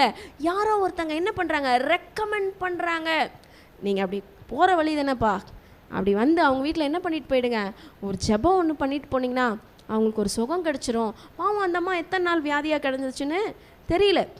இப்போ தான் நம்மளுக்கு ஃபீவர்னால் ஒரு பெரிய விஷயமே இல்லை, ஃபீவர் தானே, அப்படியே நம்ம கிளம்பி ஸ்கூலுக்கெலாம் போகிறோம், காலேஜுக்கு போகிறோம், வேலைக்கு போகிறோம். Fever is not a big deal now, கரெக்டாக? ஆனால் அந்த காலகட்டத்தில் ஃபீவர் அப்படிங்கிறது ரொம்ப பெரிய ஒரு காரியம். ஏன்னா மருத்துவ வசதிகள் இல்லை. அவங்க என்ன பண்ணியிருப்பாங்க கொஞ்சம் யோசிச்சு பாருங்கள். திடீர்னு உடம்பு சூடேறுது, திடீர்னு உடம்புல இருக்கிற தண்ணிலாம் வற்றி போகுது, உடம்பு டீஹைட்ரேட் ஆகுது. இப்போ தான் நம்ம என்ன பண்ணுறோம், உப்பு சக்கரை தண்ணி குடிக்கிறோம், ஓஆர்எஸ் வாட்டர் குடிக்கிறோம். உடனே நம்ம இழந்து போன பலன் நம்ம என்ன பண்ணுறோம், பெற்றுக்கொள்ளுகிறோம். ஆனால் அப்போல்லாம் என்ன பண்ணியிருப்பாங்க, அதுவாக உடம்பு சரியாகிற வரைக்கும் அவங்கவுங்க அப்படியே தான் இருப்பாங்க. இந்த காலகட்டத்தில் யாரோ ஒரு நல்ல உள்ளம் படைத்தவங்க ஜீசஸ் கிட்ட போய் இன்டர்செசரி பண்ணியிருக்காங்க. இன்டர்செஷன் என்றால் பரிந்துரை. இன்றைக்கு நாம் யாருக்காக பரிந்துரை செய்கிறோம்? இன்றைக்கு நாம் யாருக்காக பரிந்துரை செய்கிறோம்? பரிந்துரைனா என்ன? ரெக்கமெண்டேஷன். உங்களுக்கு ஒரு பெரிய ஆளை தெரியும், உங்களுக்கு தெரிஞ்ச ஒரு சாதாரண ஒரு நபர் இருக்காங்க, அந்த பெரிய ஆளுக்கு அந்த சாதாரண நபரை நீங்கள் என்ன பண்ணுறீங்க, ரெக்கமெண்ட் பண்ணுங்க. எனக்கு தெரிஞ்சவங்க தான், இவங்களுக்கு கொஞ்சம் ஹெல்ப் பண்ணுங்க. இதுதான் ரெக்கமெண்டேஷன். இந்த இடத்துல யாரோ ஒருவர் ஆண்டவராகிய இயேசு கிறிஸ்துவின் இடத்துல பேதுருனுடைய மாமி பற்றி ரெக்கமெண்ட் பண்ணியிருக்காங்க. அதனால தான் ஆண்டவர் என்ன பண்ணுறாரு, அவங்க வீட்டுக்கு விசிட் பண்ண வராரு. அவங்க வீட்டுக்கு விசிட் பண்ண வரும்போது அந்த அம்மாவுடைய சூழ்நிலை என்ன, அந்த அம்மாவுக்கு என்ன நடந்தது, என்ன, அதை தொடர்ந்து வாசிங்க. சீமோன் வீட்டில் பிரவேசித்தார். பார்த்தீங்களா, அவளுக்காக அவரை வேண்டிக் கொண்டார்கள். நம்முடைய ஆலயத்தில் கான்கால் ஜபம் இருக்குது. அதாகிலும் இது வந்து நம்ம இந்த கோவிட் டைமில் நம்ம ஆரம்பித்தோம். நம்மளால் ஆலயத்துக்கு வர முடியாதே, ஆனாலும் நம்மெல்லாம் ஒரே குடும்பமாக இருக்கிறோமே, இந்த கம்யூனிட்டியை நம்ம விட்டுறக்கூடாது, இந்த ஃபெலோஷிப்பை நம்ம விட்டுறக்கூடாதுன்னு சொல்லிட்டு நம்ம பாஸ்டர் என்ன பண்ணாங்க, ஜபக்குழுக்கள் நம்ம ஃபோன்லேயே என்ன பண்ணலாம், ஒருத்தர் கால் பண்ணுவாங்க, நம்ம எல்லாம் அப்படியே கான்காலில் இணைந்து ப்ரே பண்ணுவோம். அடுத்தது இது என்னவா மாறிச்சுன்னா கூகுள் மீட் ப்ரேயராக மாறிச்சு. அந்த ஒரு குறிப்பிட்ட நம்பருக்கு ரொம்ப பாரமாக இருக்கும், கரெக்டாக? அவங்களாம் என்ன பண்ணும், இத்தனை பேருக்கு ஃபோன் பண்ணி கனெக்ட் பண்ணும். சிலர் எடுப்பாங்க, சிலர் எடுக்க மாட்டாங்க, சிலர் எங்கேஜாக இருக்கும். ஆனால் இப்போ கூகுள் மீட் ப்ரேயருங்கிறது லிங்க் குரூப்பில் அனுப்பிடுறாங்கப்பா. நீங்கள் அதை தொட்டிங்கன்னா அந்த ப்ரேயருக்குள்ளார போயிடலாம். நம்ம எல்லாருக்கிட்டையும் ஸ்மார்ட் ஃபோன் இருக்குது. ஸ்மார்ட் ஃபோன் இல்லாத யாராவது இருக்குமா? இல்லவே இல்லை. ஸ்கூலுக்கு போகிற பசங்கள்கிட்ட கூட ஃபோன் இருக்குது, காலேஜ் போகிற பசங்கள்கிட்ட ஃபோன் இருக்குது, அம்மாச்சி தாத்தா எல்லார்கிட்டையும் என்ன இருக்குது, ஃபோன் இருக்குது. ஆனால் நம்ம என்ன பண்ணுறதில்ல, கூகுள் மீட் ப்ரேயரில் கலந்துக்கிறது இல்லை. யாரையும் குற்றப்படுத்தலை. கர்த்தர் நமக்கு ஆப்பர்ச்சுனிட்டி தரும்பொழுது அதை பயன்படுத்தி கொள்ளுங்கள் என்று உங்களுக்கு நினைப்பூட்டுகிறேன். கூகுள் மீட் ப்ரேயர்ஸ், உங்கள் ப்ரேயர் நீங்கள் எல்லாம் அந்த குரூப்ஸில் இருக்கீங்களா? நீங்கள் எல்லாம் இந்த டீன்ஸ் குரூப்பில் இருக்கீங்க, விமென்ஸ் ஃபெலோஷிப் குரூப்பில் எல்லாரும் இருக்கீங்களா? இல்லாதவங்க யாருன்னா இருக்கீங்களா? மென்ஸ் குரூப்பில் இருக்கீங்களா? யூத் குரூப்பில் இருக்கீங்களா? யூத் கேர்ள்ஸ் குரூப்பில் இருக்கீங்களா? இல்லைனா இனி கொஞ்சம் இருந்து பார்த்து அந்த குரூப்பில் உங்களை இணைந்து கொள்ளுங்கள். Fellowship is most important. இந்த ஃபெலோஷிப் எதுக்காக? அவரோடு கூட இணைந்து நம்முடைய ஆவிக்குரிய வாழ்க்கையானது கட்டப்பட. கர்த்தர் நிச்சயமாக கேட்பார், நான் உனக்கு ஃபோனை கொடுத்ததே ப்ரே பண்ணுறதுக்கு தான்ப்பா, நீ ஏன்பா ப்ரேயரில் இணையில? இந்த இடத்துல யாரோ ஒருத்தவங்க ரெக்கமெண்ட் பண்ணுறாங்க, அந்த அம்மா வீட்டுக்கு ஆண்டவராகிய இயேசு கிறிஸ்து வராரு, இப்போ ஒரு பெரிய அற்புதம் நடக்க போகிறது அவங்க பண்ண ரெக்கமெண்டேஷன் மூலமாக. அப்போ ப்ரேயரில் நம்ம என்ன செய்கிறோம்?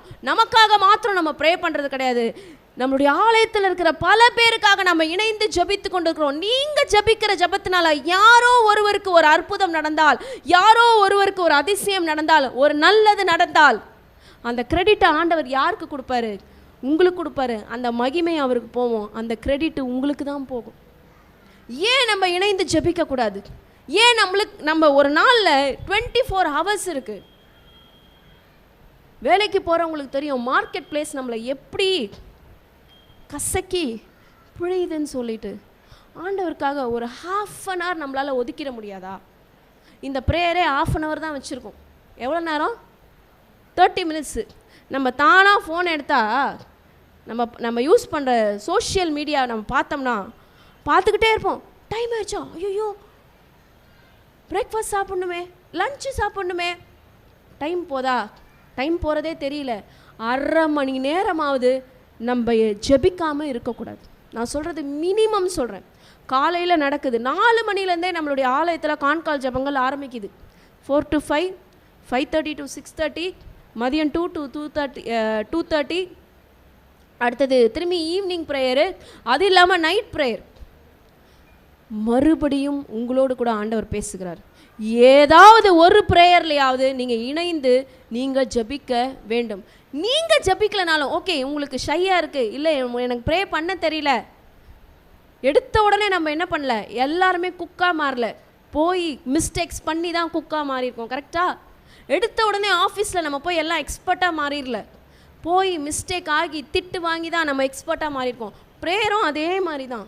நம்ம ட்ரை பண்ணும்பொழுது தான், நம்ம ப்ரே பண்ணுறதுக்கு ட்ரை பண்ணும்பொழுது தான் நம்மளால் என்ன பண்ண முடியும்? ப்ரேயர் கூட ஒழுங்காக பண்ணணும். அவங்க சூப்பராக பண்ணுறாங்க, அவங்கள மாதிரி எனக்கு பண்ண வரலையே, பரவாயில்ல, ஒரு மாதம் அவங்க என்ன பண்ணுறாங்கன்னு காதில் வாங்குங்க, அடுத்தது நீங்களே பிக்கப் ஆவீங்க. ஏன்னா ஒரு பிள்ளையை குறித்து சாட்சி சொல்ல முடியும். அவங்க முதல்ல அவங்களுக்கு ப்ரேயரே பண்ண வரலை, ஆனால் இப்போ அவங்க தான் ப்ரேயர் நடத்துகிறாங்க, அவங்க தான் ப்ரேயர் பண்ணுறாங்க. எனக்கு ரொம்ப சந்தோஷம் அந்த பிள்ளையை குறித்து. நம்ம சபையில் தான் இருக்காங்க. அப்போ அந்த ஹேபிடேட் என்றால், இப்போ ஒரு அக்வாரியம் இருக்குது, அது உள்ள அந்த மீன் இருந்தால் அந்த மீனுக்கு பாதுகாப்பு. அதுபோல் அந்த குழுவில் நீங்கள் இணைந்திருங்க, அந்த ஜெபத்தில் நீங்கள் இணைந்திருங்க. உங்களுக்காக ப்ரே பண்ணுங்க, சபைக்காக ப்ரே பண்ணுங்க, தேசத்துக்காக ப்ரே பண்ணுங்க, உடம்பு முடியாதவங்களுக்காக ப்ரே பண்ணுங்க. Intercessory is the most important thing. இந்த இன்டர்செஷன் தான் யாரோ ஒருத்தர் பண்ணியிருக்காங்க. ஜீசஸ் அந்த அம்மாவை பார்த்துருக்காரு. அந்த அம்மாவை பார்த்த பொழுது அந்த அம்மாவுக்கு ஜுரம் வந்திருக்கு. அடுத்த வசனம் வாசிங்கம்மா. குனிந்து நின்று, அப்போனா அந்த அம்மாவால் எழும்ப கூட முடியலை. அந்த அம்மாவோட பொசிஷனுக்கு ஆண்டவராக இயேசு கிறிஸ்து குனிஞ்சு நின்றுனா அவங்க ஒன்று தரையில் படுத்துருந்துருக்கணும், இல்லை மெத்தையில் படுத்துருந்துருக்கணும். குனிந்து அந்த அளவுக்கு ரொம்ப அதிகமாக அந்த ஜுரத்தினால் அவங்க பாதிக்கப்பட்டிருக்கிறாங்க. இந்த இடத்துலையும் பாருங்கள், அவர் என்ன பண்ணியிருக்காரு? கட்டளையிட்டார். அந்த இடத்துல நம்ம என்ன வார்த்தை பார்த்தோம்? அதட்டினார். அத்தாரிட்டியை யூஸ் பண்ணுங்க, அத்தாரிட்டியை யூஸ் பண்ணுங்க. ஆண்டவர் உங்கள் கையில் அத்தாரிட்டி கொடுத்துருக்காரு. பக்கத்தை சொல்லுங்கள், அத்தாரிட்டியை யூஸ் பண்ணுங்க சிஸ்டர். அதிகாரத்தை பயன்படுத்துங்க. பல நேரத்தில் நம்மளை அதிகாரத்தை பயன்படுத்துறதே இல்லை, நம்ம யாருன்னு நமக்கு தெரியறதில்ல.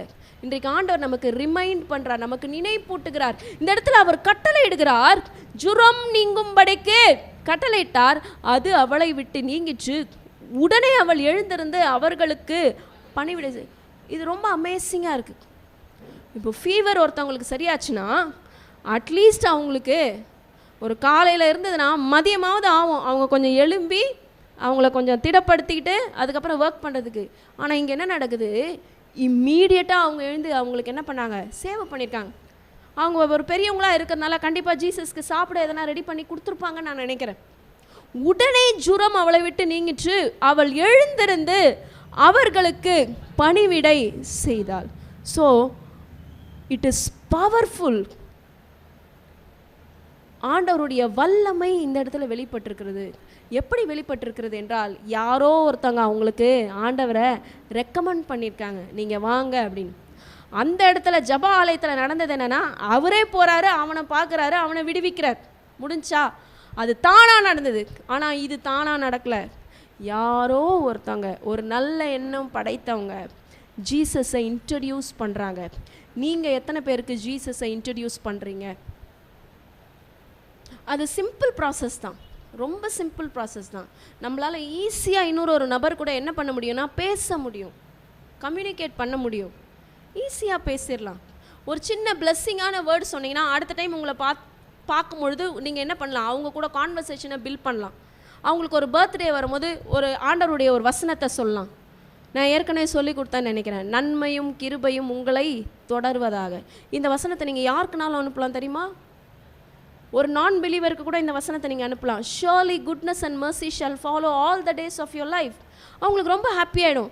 என்ன இவங்க இவ்வளோ அழகாக சொல்லி ஆசீர்வதிக்கிறாங்களா? அப்போது அவங்க வந்து தன்னை ஓப்பன் அப் பண்ணி கொடுப்பாங்க. எனக்கு இந்த மாதிரி ஒரு பிரச்சனை இருக்குது, எனக்காக நீங்கள் ப்ரேயர் பண்ணுறீங்களா அப்படின்னு வந்து கேட்பாங்க.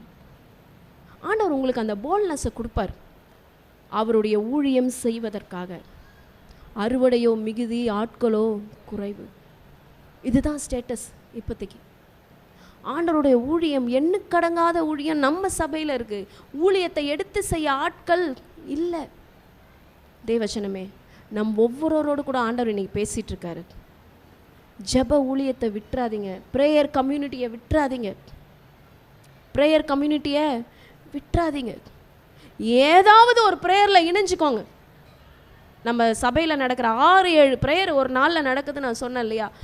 ஏதாவது ஒரு ப்ரேயரில் இணைஞ்சி அது ஒரு பக்கம் போயிட்டே இருக்கட்டும். நீங்கள் ஸ்பீக்கரில் வச்சுட்டு மியூட் பண்ணிவிட்டு அந்த ப்ரேயரை கேட்டுட்ருங்களேன். அந்த ஜப சத்தம் உங்கள் வீட்டில் தொனிக்கிட்டுமே. அவங்க பாட்டு பாடுவாங்க, அந்த பாட்டு சத்தம் நம்ம வீட்டில் தொனிக்கிட்டுமே. அவங்க எக்காலம் ப்ளோ பண்ணுவாங்க, அந்த எக்கால சத்தம் நம்ம வீட்டில் தொனிக்கிட்டுமே. நம்மளால் பண்ண முடியல, யாரோ ஒருத்தர் பண்ணுறாங்க. நம்ம ஃபோனை ஆன் பண்ணி விட்டோம்னாலே போதும், தேவ ராஜ்யம் நம்ம வீட்டுக்கு இறங்கி வரும். ஏன்? அவங்க ஆண்டவருடைய நாமத்தை உயர்த்துறாங்க. உங்களால் உயர்த்த முடியல, அவங்க உயர்த்துறாங்க. அவங்களோடு கூட நீங்களும் இணையும் பொழுது, சமைக்கும் பொழுது ஒரு கட்டை தான் ஃபஸ்ட்டு எரியும். உங்களுக்கு தெரியும்னு நினைக்கிறேன், விறகு அடுப்பு பற்ற வச்சவங்களுக்கு தெரியும். அதுக்கப்புறம் என்ன பண்ணுவாங்க, கொஞ்சம் கொஞ்சமாக ஆட் பண்ணுவாங்க. ஆட் பண்ணும்பொழுது எல்லா கட்டையும் சூப்பராக எரிஞ்சு அந்த சமையல் வந்து சுலபமாக பண்ண முடியும், ஈஸியாக சீக்கிரமாக பண்ண முடியும். அப்போது அந்த எரியிற கட்டை கூட நம்ம இருந்தாலே போதுங்க. ப்ரேயர் பண்ணுறவங்க கூட நம்ம இருந்தாலே போதும். பக்கத்தில் சொல்லுங்கள், ப்ரேயர் பண்ணுறவங்க கூட இருந்தாலே போதும். ப்ரேயர் பண்ணுறவங்க கூட இருந்தாலே போதும். ப்ரே பண்ணுங்க. காலையில் எழும்புனதுலேருந்து யார் நம்மளை ரூல் பண்ணுறா கொஞ்சம் யோசிச்சு பாருங்களேன். நான் ப்ராக்டிக்கலாக பேசுகிறேன். நைட்டு படுக்கும் போதே நம்ம என்ன வச்சுட்டு படுக்கிறோம்? அலாம். அப்போ எது தான் ரூல் பண்ணுது? மிஷின் நம்மளை ரூல் பண்ண ஆரம்பிச்சிருச்சு. அது எழுப்புது. உங்களுக்கு உடம்பு அவ்வளோ அடித்து போட்ட மாதிரி டயர்டாக இருக்குது, உங்களால் எழும்பவே முடியல. ஆனால் நீங்கள் 5:30 மணிக்கு எழும்புனாதான் உங்கள் நாள் அன்றைக்கி கரெக்டாக போகும். கஷ்டப்பட்டு நீங்கள் என்ன பண்ணுறீங்க? எழுந்துக்கிறீங்க, வேறு வழியே இல்லாமல் கிளம்பி போகிறீங்க. அப்போ நாள் முழுவதும் யார் உங்களை ரூல் பண்ணுறது? அந்த காலத்துலையாவது சூப்பராக ஃபோன் வந்து வீட்டில் இருந்தது, ஹாலில் இருந்தது. இப்போ அந்த தலைவலியை நம்ம கூடவே வச்சுக்கிட்டு இருக்கோம். இந்த தலைவலி இல்லாமல் நம்மளால் எங்கேயுமே போக முடியல. கர்ச்சீஃப் இல்லாமல் கூட போயிடுறோம். ஆனால் இந்த தலைவலி இல்லாமல் நம்ம எங்கேயுமே போகிறது, எங்கே போனாலும் கூடவே இருக்குது. இது தொல்லைன்னு நான் சொல்கிறேன். ஆனால் இந்த தொல்லையை நம்ம ஆசீர்வாதமாக எப்படி மாற்ற முடியும்னா, கர்த்தருடைய ராஜ்யத்துக்காக நீங்கள் பயன்படுத்தும் பொழுது இது ஆசீர்வாதமாக மாறுங்க. இதில் நீங்கள் ப்ரேயர் பண்ணி பாருங்கள். பல பேருக்காக ப்ரேயர் பண்ணி பாருங்கள். இன்றைக்கி இத்தனை பேர் வரலையே சபையில், என்னப்பா ஆச்சு இன்றைக்கி, ஏன்ப்பா சபைக்கு வரல? அப்படியா, ஓகே நான் உங்களுக்காக ப்ரே பண்ணட்டுமா அப்படின்னு நீங்கள் ப்ரே பண்ணி பாருங்களேன். இந்த தொல்லை உங்களுக்கு ஆசீர்வாதமாக அமையும். இது மூலமாக ஆண்டவர் உங்களை ஆசீர்வதிப்பார், ராஜ்யம் கட்டப்படும். தயவுசெய்து நமக்கு கொடுத்துருக்கிற டெக்னாலஜியை நம்ம கரெக்டாக பயன்படுத்த பார்க்கலாம். உங்களுக்கு பேச ஷையாக இருந்தால் அட்லீஸ்ட் ஒரு மெசேஜாவது போடுங்கப்பா. ஹாய் பிரதர், இன்றைக்கி உங்களை பார்க்க முடியல. ஹாய் சிஸ்டர், இன்றைக்கி உங்களை பார்க்க முடியல. How are you? I am praying for you அப்படின்னா அவங்க ரிப்ளை பண்ணுவாங்க. அதுக்கப்புறம் நீங்கள் பேசுங்க. ஏதாவது இன்னும் கொஞ்சம் கஷ்டமாக இருக்குது, உங்களால் ஹேண்டில் பண்ண முடியலன்னா எங்களுக்கு தெரியப்படுத்துங்க. நேற்றைய தினம் வரைக்கும் நம்மளுடைய விபிஎஸ் உடைய காரியங்கள் இருந்தோம். இன்றைக்கி நம்ம சேக்காடு திருச்சபையில் விபிஎஸ், இப்படி பல காரியங்கள் நாங்கள் செஞ்சிட்ருக்கும் போது இன்றைக்கி மதர்ஸ் டேங்கிறதே நான் மறந்துட்டேன். காலையில் யாரோ 2 பிள்ளைங்க எனக்கு மெசேஜ் அனுப்பிச்சிருந்தாங்க. ஓகேப்பா தேங்க்ஸ்ன்னு நான் போட்டேன். அப்புறமா மறந்துட்டேன். ஏன்னா அந்த விபிஎஸோட விஷயமே என் மண்டைக்குள்ளே ஓடிட்டு இருந்தது. இதை பண்ணுமே, அதை பண்ணுமே, இந்த காஸ்டியூம் எடுத்துகிட்டு போகணுமே, இந்த கொடி எடுத்துகிட்டு போகணுமே, இதுதான் ஓடிட்டு இருக்கு மைண்டில். அப்புறம் இதுக்கு நடுவில் ஐயோ நம்ம மெசேஜ் கொடுக்கணுமே அப்படின்னு நீங்கள் வந்துட்டேன். அப்புறம் இங்கே அம்மா சொன்னாங்க ஹாப்பி மதர்ஸ் டே. ஓ ஆமாம்ல மதர்ஸ் டே. அப்போது யாராவது ஒருத்தங்க நீங்கள் எனக்கு இனிஷியேட் பண்ணியிருந்தீங்கன்னா நான் ஒரு பேக்ட்ராப் ரெடி பண்ணியிருப்பேன். பல விஷயத்தில் மைண்டு ரொம்ப ஆக்குப்பைடாக இருக்குது. எங்களுக்கு ஊழியத்தில் சப்போர்ட் பண்ணுங்களேன் ப்ளீஸ். கர்த்தருடைய ராஜ்யத்தில் சப்போர்ட் பண்ணுங்களேன். கர்த்தர் இதை தான் நம்ம ஒவ்வொருத்தர்கிட்டையும் எதிர்பார்க்கிறார். அவருடைய ராஜ்யத்துக்கு நாம் என்ன காரியங்களை செய்கிறோமோ அதுதான் நம்மோடு கூட பரலோகம் வரைக்கும் வரப்போகிறது. நான் போன வாரம் சொன்ன அதே வசனத்தை இன்றைக்கும் கோட் பண்ணுறேன். அவருடைய நாமத்து நிமித்தம் ஒரு கலசம் தண்ணீர் நம்ம கொடுக்கும் பொழுது அதனுடைய பலன் நமக்கு இம்மையிலையும் இருக்க போகுது, மறுமையிலையும் இருக்க போகுது. ஸோ ஆண்டவருடைய ராஜ்யத்தின் பணிகளை நம்ம செய்யலாம். ஆண்டவர் நம்மளுக்கு அபிஷேகத்தை கொடுத்துட்டாரு, ஆண்டவர் நமக்கு வல்லமையை கொடுத்துட்டாரு, ஆண்டவர் நமக்கு அதிகாரத்தை கொடுத்துருக்காரு. ஜஸ்ட் நம்ம எழும்பி காரியத்தை நடப்பிக்க வேண்டும், அவ்வளவுதான். இவாஞ்சலிக்கல் மீட்டிங்ஸ் ரொம்ப முக்கியமான ஒரு காரியம். இவாஞ்சலிக்கல் என்றால் சுவிசேஷன். நம்மளுடைய விரலில் இந்த விரல் ஹைட்டாக இருக்குல்ல, இந்த விரல் தானே ஹைட்டாக இருக்குது. நம்ம 5 விரலில் எந்த விரல் ஹைட்டாக இருக்குது? இந்த நடு விரல். இதுதான் இவாஞ்சலிசம் என்று சொல்வார்கள். சபையில் இவாஞ்சலிசம் அதிகமாக செய்யப்பட வேண்டும். சபையில் இவாஞ்சலிசம் அதிகமாக. அப்போஸ்தலர் இருக்காங்க, கட்ட விரல் இல்லாமல் நம்மளால் ஒரு காரியமும் செய்ய முடியாது. பேனா எடுக்க முடியுமா? எடுக்க முடியாது. ஒரு ஸ்பூன் வச்சு சாப்பிட முடியுமா? சாப்பிட முடியாது. நீங்கள் ட்ரை பண்ணி பாருங்களேன். கட்டை விரலை யூஸ் பண்ணாமல் ஸ்பூன் எடுத்து சாப்பிட்ருங்க பார்ப்போம், உங்களால் சாப்பிட முடியாது. அப்போ இந்த கட்டை விரல் தான் அப்போஸ்தலர் ஊழியம். அதுதான் நம்முடைய சபையினுடைய போதகர், ஆண்டவர் அவருக்கு கொடுத்த தரிசனம். இது ஆள்காட்டி விரல், இது தீர்க்க தரிசனம்.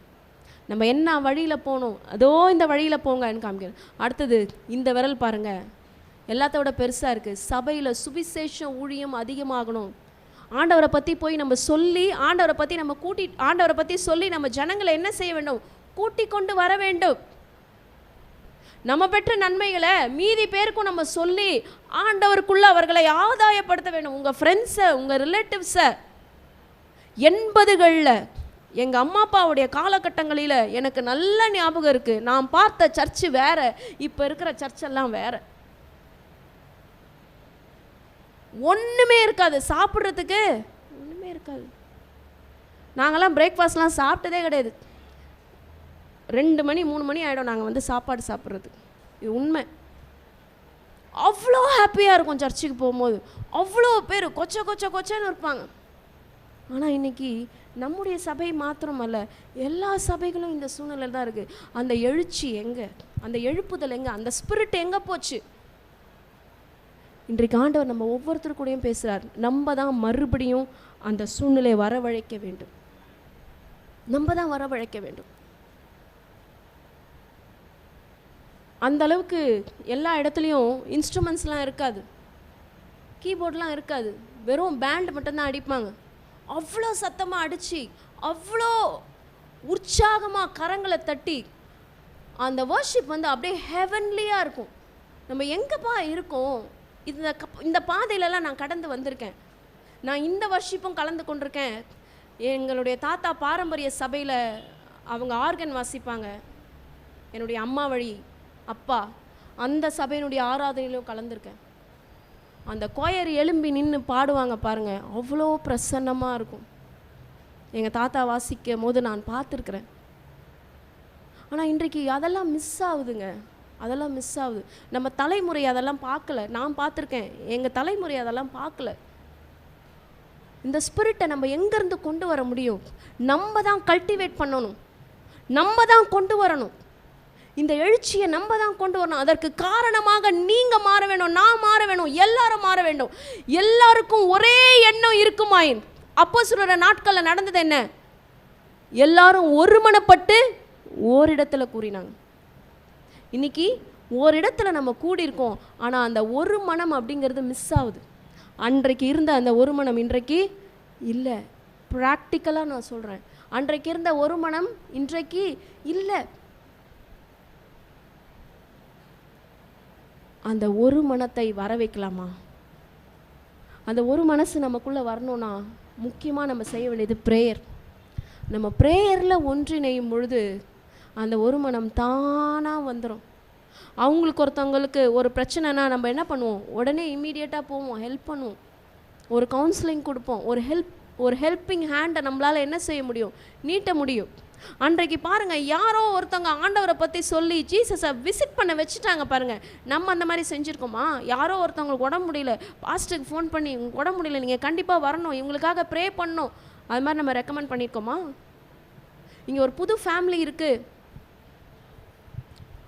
நம்ம சபையில் ஒரு அருமையான சகோதரர் குறித்து ஒரு சாட்சி கேள்விப்பட்டேன். இப்போ இல்லை அவங்க, பட் நம்ம சபையை சார்ந்தவர். அவங்க ஒரு பப்ளிக் டிரான்ஸ்போர்ட்டில் போகும்போது ஒருத்தர் கிட்ட பேசியிருக்காங்க.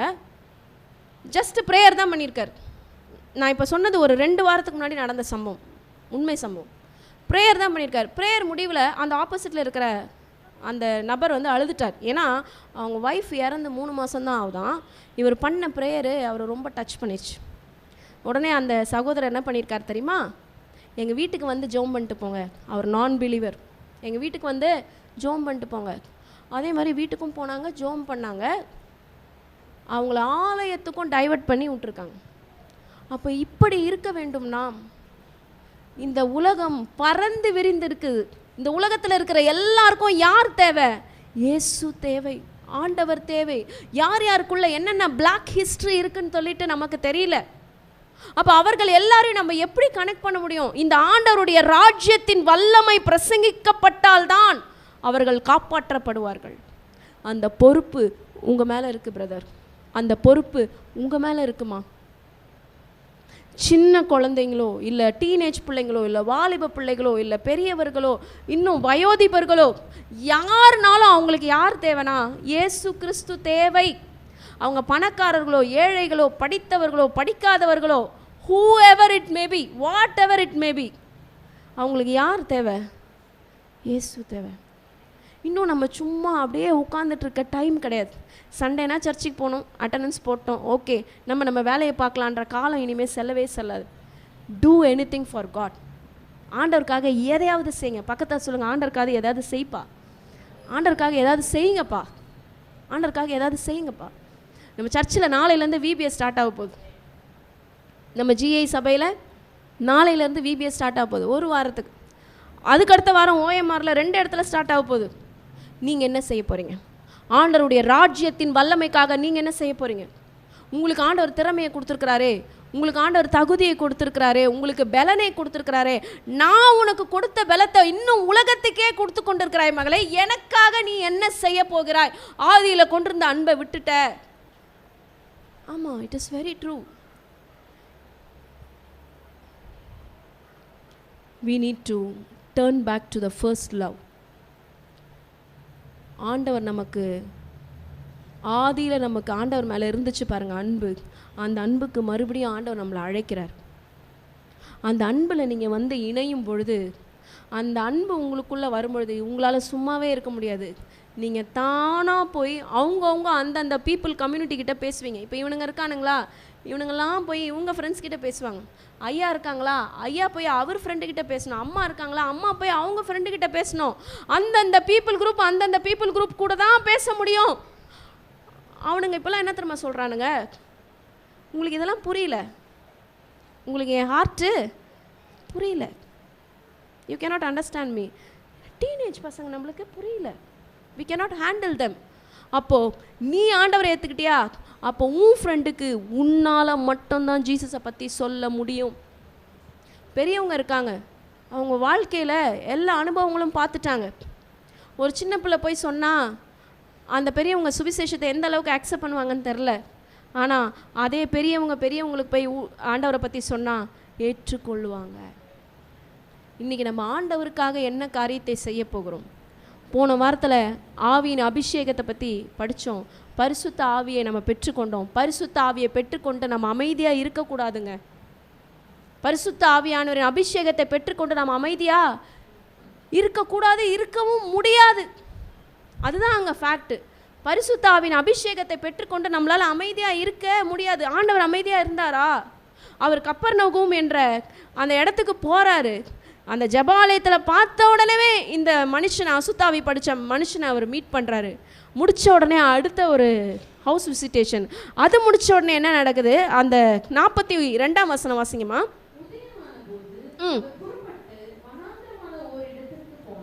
இல்லை மன்னிக்கவும் 40 படிங்க. சூரியன் அஸ்தமித்த போது ஜனங்கள் எல்லாரும் தங்களுக்குள்ளே பல பல வியாதிகளால் வருத்தப்பட்டவர்களை அவரிடத்தில் கொண்டு வந்தார்கள். பாருங்களேன் இந்த இடத்துல என்ன நடக்குதுன்னு. அங்கே ஒரு அற்புதம் நடந்துச்சு, வீட்டில் ஒரு அற்புதம் நடந்துச்சு. இந்த 2 விஷயம் அப்படியே அந்த கிராமம் ஃபுல்லாக பரவி என்ன நடக்குது? ஜனங்கள் எல்லாரும் தங்களுக்குள்ளே பல வியாதிகளால் வருத்தப்பட்டவர்களை அவரிடத்தில் கொண்டு வந்தார்கள். ஜீசஸ் கிரைஸ்ட் கிட்ட இன்ட்ரடியூஸ் பண்ணுறாங்க. இன்றைக்கு ஜீசஸ் நம்மளோடு கூட பேசுகிறார். நீ யாரையாவது இன்ட்ரடியூஸ் பண்ணியிருக்கியாப்பா என்னை பற்றி? நீ யாரையாவது என்னை பற்றி இன்ட்ரடியூஸ் பண்ணியிருக்கியா?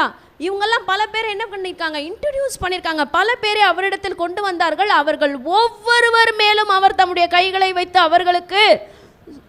இப்போ இந்த இடத்துல என்னன்னா, எத்தனை பேருன்னு சொல்லலை. அங்கே ஒரு அசுத்தாவி பிடிச்ச மனுஷன் சீமோனுடைய மாமின்னு சொல்லிட்டாங்க. இங்கே நம்பரே சொல்லலை. பல நாளே ப்ளூரல் தான். இங்கே எத்தனை பல போட்டிருக்காங்க? பல. அப்போ அத்தனை பேரும் ஆண்டவருடைய சுகத்தை பெற்றுக்கொண்டார்கள். Dear children of God, I finished my sermon. நீங்கள் ஆண்டவருக்காக என்ன காரியத்தை செய்ய போகிறீங்க? ஆண்டவருக்குள்ள பரிசுத்த ஆவியின் அபிஷேகத்தை நீங்கள் பெற்றுக்கொண்டீங்க. என்னை விசுவாசிக்கிறவன் என்னிலும் பெரிய கிரியைகளை செய்வான். அந்த வசனத்தை மாத்திரம் நம்ம வாசித்து நம்ம செபித்து முடிக்க போகிறோம். யோவான் 14:12 எல்லாருமே எடுத்துக்கொள்ளலாம். ரொம்ப ஒரு அருமையான வசனம். இந்த வசனத்தை அண்டர்லைன் பண்ணி வச்சுக்கோங்க உங்கள் பைபிளில். அது மாத்திரம் இல்லை, இந்த வசனத்தை வச்சு நீங்கள் ப்ரேயர் பண்ணுங்க. மார்க்கெட் பிளேஸ் லீடர்ஸ் நிறைய பேர் இங்கே இருக்கீங்க. இந்த பைபிள் இந்த சாப்டரை எழுதினது ஒரு மார்க்கெட் பிளேஸ் லீடர் லூக்கா. ஆண்டவர் அவரை பல ஆயிரம் பேருக்கு, பல லட்சம் பேருக்கு பயன்படுத்தினார். அதே போல் உங்களையும் பயன்படுத்த முடியும். யோவான் 14:12 வாசிங்கம்மா. மெய்யாகவே சொல்லுகிறேன்,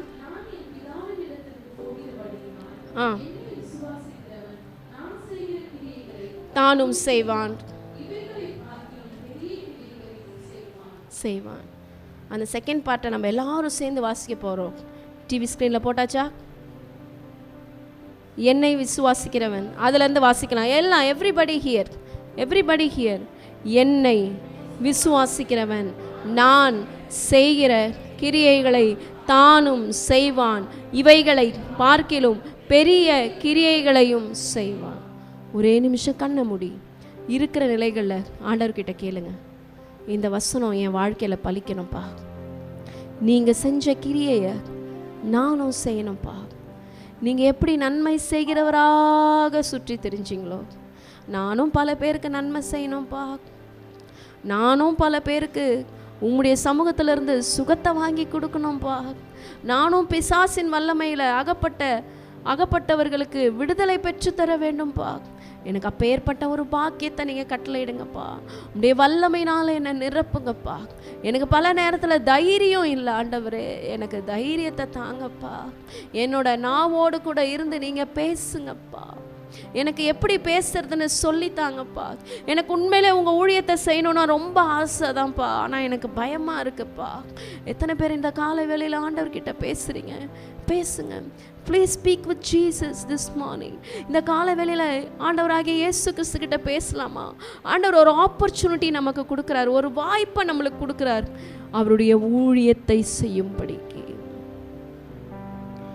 அவருடைய ராஜ்யத்தை கட்டும்படிக்கு அவர் நமக்கு ஒரு வாய்ப்பை திறந்து கொடுக்கிறார். இயேசுதான் ரட்சகர், இயேசுவே ரட்சகருங்கிறத நீ உணர்ந்து கொண்டாய். ஆனா மற்றவங்களுக்கு சொன்னீங்களாமா?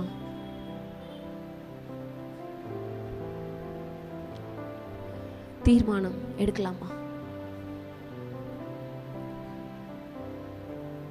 ஆண்டவருடைய சமூகத்தில் நம்ம ஒப்பு கொடுக்கலாம். பேசுங்க, ஆண்டவர்கிட்ட பேசுங்க. ஆண்டவர்கிட்ட நம்மளால பேச முடியாத அளவுக்கு வேலை பளு, குடும்ப சுமை, பாரம், கஷ்டம், கண்ணீர், கவலை, ரிலேஷன்ஷிப் இஷ்யூஸ், அவர் கூட நம்மளால பேசவே முடியல. இப்போ பேசுங்களேன். நான் செய்கிறேன்ப்பா, நான் போகிறேன்ப்பா, எனக்கு அப்படி ஒரு ஆப்பர்ச்சுனிட்டி கொடுங்கப்பா. இந்த சேக்காடு கிராமத்தில், இந்த பட்டாபுரம் பகுதியில், இந்த ஆவடி பகுதியில், இந்த நெமிலிச்சேரி பகுதியில், இந்த திருநெஞ்சவூர் பகுதியில் அப்பா நான் போகிறேன்ப்பா, நான் உங்களை பற்றி சொல்கிறேன்ப்பா. என் வாயோடு கூட இருந்து நீங்கள் பேசுங்கப்பா. அன்றைக்கு மோசையோடு கூட வாயோடு கூட இருந்து நீங்கள் பேசுனீங்களேப்பா. அவன் திக்கு வாயும் மந்த நாவுமாக இருந்த போது நீங்கள் பேசுனீங்களே. ஆண்டவரே என்னை பயன்படுத்துங்க, நான் உங்களுக்காக செய்கிறேன்ப்பா. தேவஜனமே, இது கடைசி காலமாக இருக்கிறது, இனி காலம் செல்லாது. தேவன் உன்னை பரிசுத்த ஆவியினால் அபிஷேகம் பண்ணி இருக்கிறார். நீ அவருடைய மகனாக, நீ அவருடைய மகளாக நீ வாழ்கிறாய். நீ அழைக்கப்பட்டிருக்கிறாய், நீ அழைக்கப்பட்டவன், நீ அழைக்கப்பட்டவன், நீ அழைக்கப்பட்டவள், அவருக்காக வாழும்படி அழைக்கப்பட்டவள். You have a calling. உனக்கு தேவனுடைய ஒரு அழைப்பு இருக்கிறது. ஏதோ ஒரு ஆக்சிடென்ட்டா நீங்க இங்க வந்து GI 611 சபையில உட்கார்ல. You have a great calling. Commit ஆகுங்க. என்ன கமிட் ஆக போறீங்க? எந்த ஊழியத்துக்கு கமிட் ஆக போறீங்க? பேசுங்க, கர்த்தர்கிட்ட பேசுங்கப்பா. இந்த ஊழியத்தை நான் செய்கிறேன்ப்பா, இந்த ஊழியத்தை நான் செய்கிறேன் ஆண்டவரே. எண்ணுக்கடங்கா ஊழியம் இருக்கு சபையில். சிறு பிள்ளைகளோட ஊழியம் இருக்கு, வாலிப பிள்ளைகளுடைய ஊழியம் இருக்கு. எத்தனையோ வாலிபர்கள் அழிந்து போறாங்க. உனக்கு நான் பேசுகிற திறமையை கொடுத்தனேம்மா, பேசுகிற திறமையை கொடுத்தனேப்பா. அந்த பிள்ளைகளை வழி விலகி போகாதபடிக்கு என்னை பற்றி சொல்ல மாட்டியா? எத்தனையோ குடும்ப தலைவர்கள் குடும்ப சுமை தாங்க முடியாமல் பாரப்பட்டு தவறான வழிகளுக்கு போய் கொண்டிருக்கிற நேரத்தில் அவர்களோடு கூட இணைந்து அவர்களை ஒரு நல்வழிப்படுத்துகிற ஒரு பொறுப்பை நம்ம எடுத்துக்கொள்ளலாமே. ஒரு கம்யூனிட்டி, ஒரு ஹெல்த்தியான கம்யூனிட்டியை நம்ம பில்ட் பண்ணலாமே. எத்தனையோ குடும்ப தலைவிகள் மறுபடியும் வேலை சுமை, குடும்ப பாரம், பிள்ளைகள் பாரம், விரக்தியின் விளிம்புல பல பெண்கள் இருக்கிறாங்க. அவர்களுக்கு கவுன்சிலிங் கொடுத்து அவங்கள ஒரு ஹெல்த்தி கம்யூனிட்டியா மாத்துற பொறுப்பை நம்ம ஏற்றுக்கொள்ளலாமே. எத்தனையோ பெரியவங்க இருக்காங்க, நான் பேசுறத கேட்கறதுக்கு ஒரு ஆள் கூட இல்லையே, என் காது கொடுத்து கேட்கறது இல்லையே. நான் பலன் இருந்த போது நான் எப்படிலாம் வாழ்ந்தேன், இன்னைக்கு நான் இப்படி நிற்கிறேனே. அவங்களும் விரக்தியில தான் இருக்காங்க. அவங்கள அணைக்கிறதுக்கு நீங்க போலாமே. சபையில அவருடைய பணியை இந்த சோஷியல் மீடியால செய்யும்படிக்கு உங்களை ஒப்பு கொடுக்கலாமே. சபையினுடைய வாகனத்தை ஓட்டும்படிக்கு உங்களை ஒப்பு கொடுக்கலாமே. சபையில ஆண்டவருக்கு ஆராதனை செய்வதற்கு உங்களை ஒப்பு கொடுக்கலாமே. நான் உனக்கு திறமையை கொடுத்தனே மகனே, நான் உனக்கு திறமையை கொடுத்தனே மகளே, நீ என்ன செய்து கொண்டு இருக்கிறாய்? God is asking you, my beloved son. God is asking you, my beloved daughter. சபையை சுத்தம் செய்ய நம்மை ஒப்பு கொடுக்கலாமே. ஊழியக்காரருக்கு உதவி செய்ய ஒப்பு கொடுக்கலாமே. என்ன செய்து கொண்டிருக்கிறோம்? என்ன செய்து கொண்டிருக்கிறோம்? நம்முடைய காலம், நம்முடைய நேரம் விரயமாகி கொண்டே இருக்கிறது. ஒருவேளை இந்த நிமிடத்துல கர்த்தருடைய வருகை வந்தால் இன்றைக்கு நீயும் நானும் என்ன செய்வோம்? Are you ready to meet Jesus? Are you ready to meet Jesus today? ஒரு நிமிஷம் யோசிச்சு பாருங்க. இந்த நிமிஷத்துல ஜீசஸ் வந்துட்டாரு. இல்ல நீங்க வீட்ல நீங்க சாதாரணமா ஃப்ரீயா இருக்கும்போது ஜீசஸ் வந்துட்டாரு, நம்மளால அவர் கூட போக முடியுமா? அவர் வந்துட்டாருங்கிறத நம்மளால ஃபீல் பண்ண முடியுமா? ஏன்? அவருடைய சத்தம் அவருடைய மனவாட்டிக்கு மாத்திரம் தான் கேட்கும், மீதி பேருக்கு கேட்காது. நம்ம சர்ச்சுக்கு வரலான்றதுக்காக நம்ம அவருடைய மனவாட்டிங்கிறத நம்மளால சொல்ல முடியாது. அவரோடு கூட இணைந்திருக்கும் பொழுதுதான் அவர் வரும்பொழுது நமக்கு தெரியப்படுத்துவார். அவர் வரும்போது நமக்கு தெரியும். அந்த எக்கால சத்தம் நமக்கு தொனிக்கும். நம்ம ஆலயத்துல ஒரு சகோதரி இருக்காங்க. பக்கத்துல அவங்க கணவர், அவங்க பிள்ளைகள் எல்லாம் தூங்கி கொண்டிருக்கிறாங்க. She is very much anointed. அவங்க காதுல ஆண்டவருடைய எக்கால சத்தத்தை உணர்ந்தாங்களாம். அவங்க உடனே எழுந்தாங்களாம். எழுந்து அப்படியே ஆண்டவரை தொழுது கொண்டாங்களாம். பக்கத்துல அவங்க கணவருக்கு கேட்கலங்க, அவர் தூங்கிட்டு இருக்காருங்க. பிள்ளைங்களுக்கு கேட்கலங்க. அடுத்த நாள் அந்த சகோதரி வந்து என்கிட்ட சொல்றாங்க, நான் கேட்டேன், ஆண்டவரோட வருகை இப்படிதான் இருக்க போகுது, எனக்கு ஆண்டவர் தெரியப்படுத்தினாரு, இப்படிதான் இருக்க போகுது. நீ ஆயத்தமா இருக்கியா? நீ வீட்டுல இருக்கும் போது ஆண்டவரோட வருகை வரலாம், நீ ஆபீஸ்ல இருக்கும் போது வரலாம், நீ வண்டி ஓட்டிக்கிட்டு இருக்கும் போது ஆண்டவரோட வருகை வரலாம். அதுக்குள்ள நீங்க ஒரு திரள் கூட்ட ஆத்துமாக்களை ஆண்டவருக்கு என்று ஆதாயப்படுத்த வேண்டுமே. What are you doing now? போதும் போதும் மகனே, போதும் மகளே, கர்த்தருக்காக எதையாவது செய். அவர் ஏங்கிக் கொண்டிருக்கிறார். என் ராஜ்யத்துக்காக நீ எதனா செய்வியாமா? எவ்வளவு பேர் அழிந்து போறாங்களே, எவ்வளவு பேர் அழிந்து போறாங்களே. அவங்களுக்காக நீ கரிசனையா நின்று அவங்க இடத்துல பேசி என்ன இன்ட்ரோடியூஸ் பண்ண மாட்டியா? Introduce Jesus to them. ஜீசஸை இன்ட்ரோடியூஸ் பண்ணுங்க. பணம் இருக்கிற இடத்துல எல்லாம் சமாதானம் இல்ல. பணக்காரர்களுக்கு ஜீசஸ் தேவை. மெத்த படித்தவர்களுக்கு பைத்தியம் மாதிரி இருக்கிறாங்க, அவங்களுக்கு ஜீசஸ் கண்டிப்பா தேவைங்க. இன்ட்ரோடியூஸ் பண்ணுங்க, ஜீசஸை இன்ட்ரோடியூஸ் பண்ணுங்க, சொல்லுங்க, வாயை திறந்து பேசுங்க. ஆண்டவர் உங்க மனசுல பேசுவார். நிச்சயமா பேசுவாரு. பேசுப்பா. ரைட் டைம் ஆண்டவர் உங்களை காண்பிப்பார். நீங்க ஆண்டவரோடு கூட இணைந்து இருக்கும் போது அவருக்கு அழகா பேசுவார். ஒரு மனுஷன் பேசுற மாதிரி நிச்சயமா ஆண்டவர் பேசுவார் உங்க கூட. போப்பா, என்னை பத்தி சொல்லுப்பா, பேசுப்பா. அந்த வசனத்தை கூட அவர் நினைப்பூட்டுவார். விட்டு கொடுக்குறீங்களா? உங்களை விட்டு கொடுக்குறீங்களா? ஆண்டவர் வந்து ஆளுகை செய்யும்படிக்கு உங்களுடைய நாவை விட்டு கொடுக்குறீங்களா? ஆண்டவர் வந்து ஆளுகை செய்யும்படிக்கு உங்க வாழ்க்கையை விட்டு கொடுக்குறீங்களா? உங்க வாழ்க்கையை விட்டு கொடுக்குறீங்களா? இன்றைக்கு எத்தனையோ நபர்கள் இந்த ஆலயத்துக்கு வரல. எந்த இடத்துல அவருடைய காலத்தை நேரத்தை விரயமாக்கி கொண்டிருக்கிறார்கள் என்று தெரியவில்லை. கர்த்தர் அவர்களை கொண்டு வருவார். இன்றைக்கு நீங்க ஆலயத்திற்கு வந்த நீங்கள் பாக்கியசாலி. இன்றைக்கு நீங்க ஆலயத்திற்கு வந்தவர்கள் ஆசீர்வதிக்கப்பட்டவர்கள். எழும்பி கர்த்தருக்காக காரியங்களை செய்யுங்க பிரியமானவர்களே. கர்த்தருடைய இருதயம் இன்றைக்கு காலையில கதறிக் கொண்டிருக்கிறது. உங்களை பார்த்து கேட்கிறார், எனக்காக போவியாமா? எனக்காக பேசுவியா?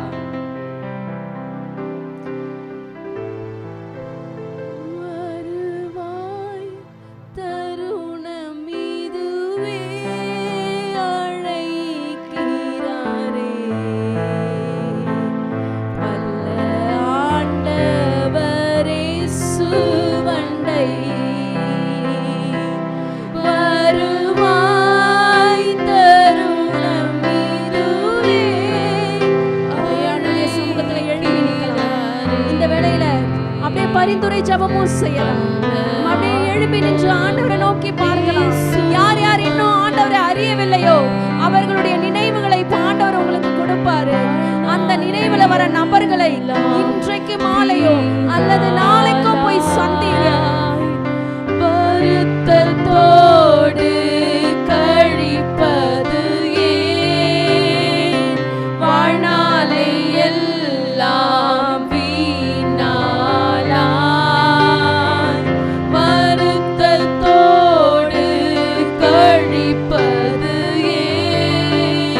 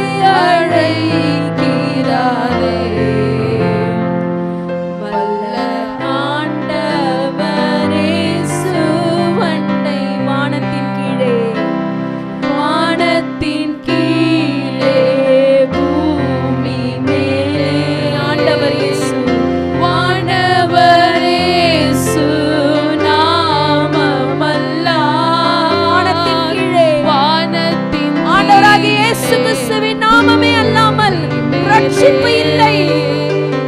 வானவரே சுநாமமல்லால் ரட்சிப்படைய வழி இல்லையே. ரட்சகரேசு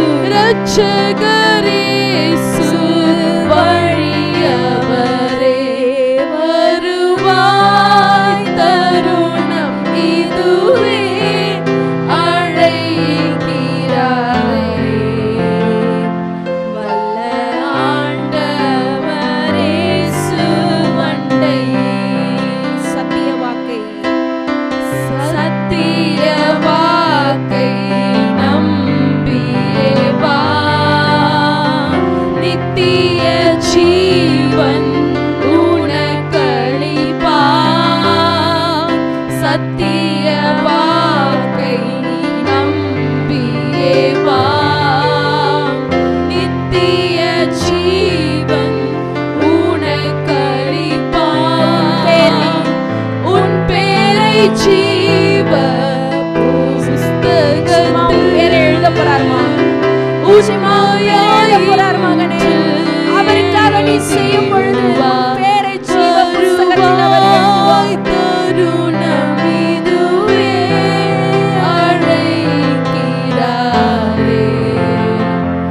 வல்ல ஆண்டவர் இயேசு அவனை. வல்ல ஆண்டவர் இயேசு அவனை. இன்றைக்கு நிச்சயமாகவே ஆண்டவர் நம் ஒவ்வொருவரோடு கூட பேசியிருக்கிறார். நமக்கு டைம் மேனேஜ்மெண்ட் வேணும்னு சொல்லி ஆண்டவர் சொல்லுகிறார். தேவச்சனமே, how are you managing your time? எனக்கு டைமே இல்லைங்க, ஊழியெல்லாம் பண்ணுறதுக்கு டைம் இல்லை பிரதர். நான் ஆஃபீஸ் போகணும், நான் வரணும், நான் குடும்பத்தை பார்க்கணும். You can manage your time. 24 மணி நேரத்தை கர்த்தர் நம் ஒவ்வொருவருக்கும் கொடுத்திருக்கிறார். அதுல 8 மணி நேரம் நம்ம நிச்சயமா தூங்கணும். நீங்க தூங்குனீங்கன்னா தான் உங்க ஆயுள் காலம் அதிகமாகும். நீங்க 8 மணி நேரம் தூங்கலனா உங்க ஆயுசு காலத்தை நீங்களே குறைக்கிறீங்கன்னு அர்த்தம். தூங்குங்க. 8 hours குட் ஸ்லீப். கர்த்தர் தனக்கு பிரியமானவனுக்கு நித்திரை, சுக நித்திரையை கொடுக்கிறார். எல்லாருக்கும் ஆண்டவர் கொடுப்பார். ஸ்ட்ரெஸ் வேண்டாம், கவலை வேண்டாம், தூக்கி அவர் மேல வச்சிருங்க. வீட்டுக்குள்ள போகும் பொழுது ஸ்லிப்பர்ஸை கழட்டிட்டு தானே வீட்டுக்குள்ள போறீங்க. எல்லாத்தையும் கழட்டிருங்க, எல்லாத்தையும் வச்சிருங்க அவருடைய சமூகத்துல. வேண்டாம், அந்தந்த நாள் அதனுடைய காரியத்தை நடப்பிக்கும். அந்தந்த நாள் அதனுடைய காரியங்களை செய்யும். ரிலாக்ஸ். மீதி இருக்க 16 மணி நேரத்துல என்ன செய்ய போறோம்? மீதி இருக்கிற 16 hours உங்க ஆபீஸ்க்கு எவ்வளவு நேரம் கொடுக்க போறீங்க? உங்க ஃபேமிலிக்கு எவ்வளவு நேரம் கொடுக்க போறீங்க? நான் ஒரு ஆர்டிக்கல் படிச்சேன். அதுல ஒரு சக்சஸ்ஃபுல்லான ஒரு குடும்ப தலைவன் ஆர்டிக்கல் படிச்சேன். ரொம்ப அழகா அவர் எழுதியிருந்தாரு. அவர் சொல்றாரு, எங்க வீட்டுல நாங்க படுக்கிற இடத்துல எங்க போன் அந்த ரூம்குள்ளவே வராது, நாங்க வெளியில வச்சிருவோம். எனக்கு எங்க ஃபேமிலி டைம் தான் முக்கியம், எனக்கு என் வைஃப் தான் முக்கியம், எனக்கு என் குழந்தைகள் தான் முக்கியம்.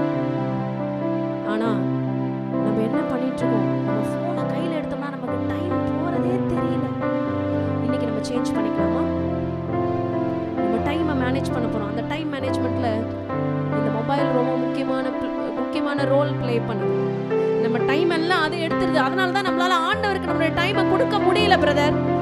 அதனால தான் ஆண்டவருக்கு நம்மளால நம்மளோட டைமை கொடுக்க முடியல சிஸ்டர். எவ்வளவு நேரம் குக் பண்ண போறீங்க? எவ்வளவு நேரம் வீட்டு ஒர்க் பண்ண போறீங்க? எவ்வளவு நேரம் துணி துவைக்க போறீங்க? எவ்வளவு நேரம் நீங்க ஆபீஸ்க்கு கொடுக்க போறீங்க? எவ்வளவு நேரம் டிராவலிங்க்கு கொடுக்க போறீங்க? எவ்வளவு நேரம் ஆண்டவருக்கு கொடுக்க போறீங்க? இன்னைக்கு டிசைட் பண்ணுங்க. இன்னைக்கு டிசைட் பண்ணுங்க. God is demanding your time. ஆண்டவர் உங்ககிட்ட அவர் ஒரே ஒரு காரியத்தை தான் கேட்கிறார், உங்க டைமை கேட்கிறார். நீங்க டைம் எல்லாம் உங்களுடைய மொபைலுக்கு கொடுத்துறீங்க, குடும்பத்துக்கு கூட கிடையாது. ஃபேமிலி டைம் ரொம்ப முக்கியமான ஒரு காரியம். ஆனா உங்க ஃபேமிலி டைம் எல்லாம் ஃபோன் வாங்கிட்டு போகுது. மனைவி கிட்ட பேசுறதுக்கு டைம் இல்ல, பிள்ளைங்களை கொஞ்சம் டைம் இல்ல, பிள்ளைங்க கூட உட்கார்ந்து பேச டைம் இல்ல, 4 பேர் ஒண்ணா உட்கார்ந்து சாப்பிடுறது இல்ல, சாப்பிடுற நேரத்துல கூட போன். தூக்கி தூர போடுங்க அந்த தொல்லைய. டைனிங் டேபிள் மேலயோ இல்ல உட்கார்ந்து சாப்பிடுற இடத்துல போன் அலோ பண்ணாதீங்க. குடும்ப தலைவர்களை நீங்க ஸ்டாண்ட் எடுங்க.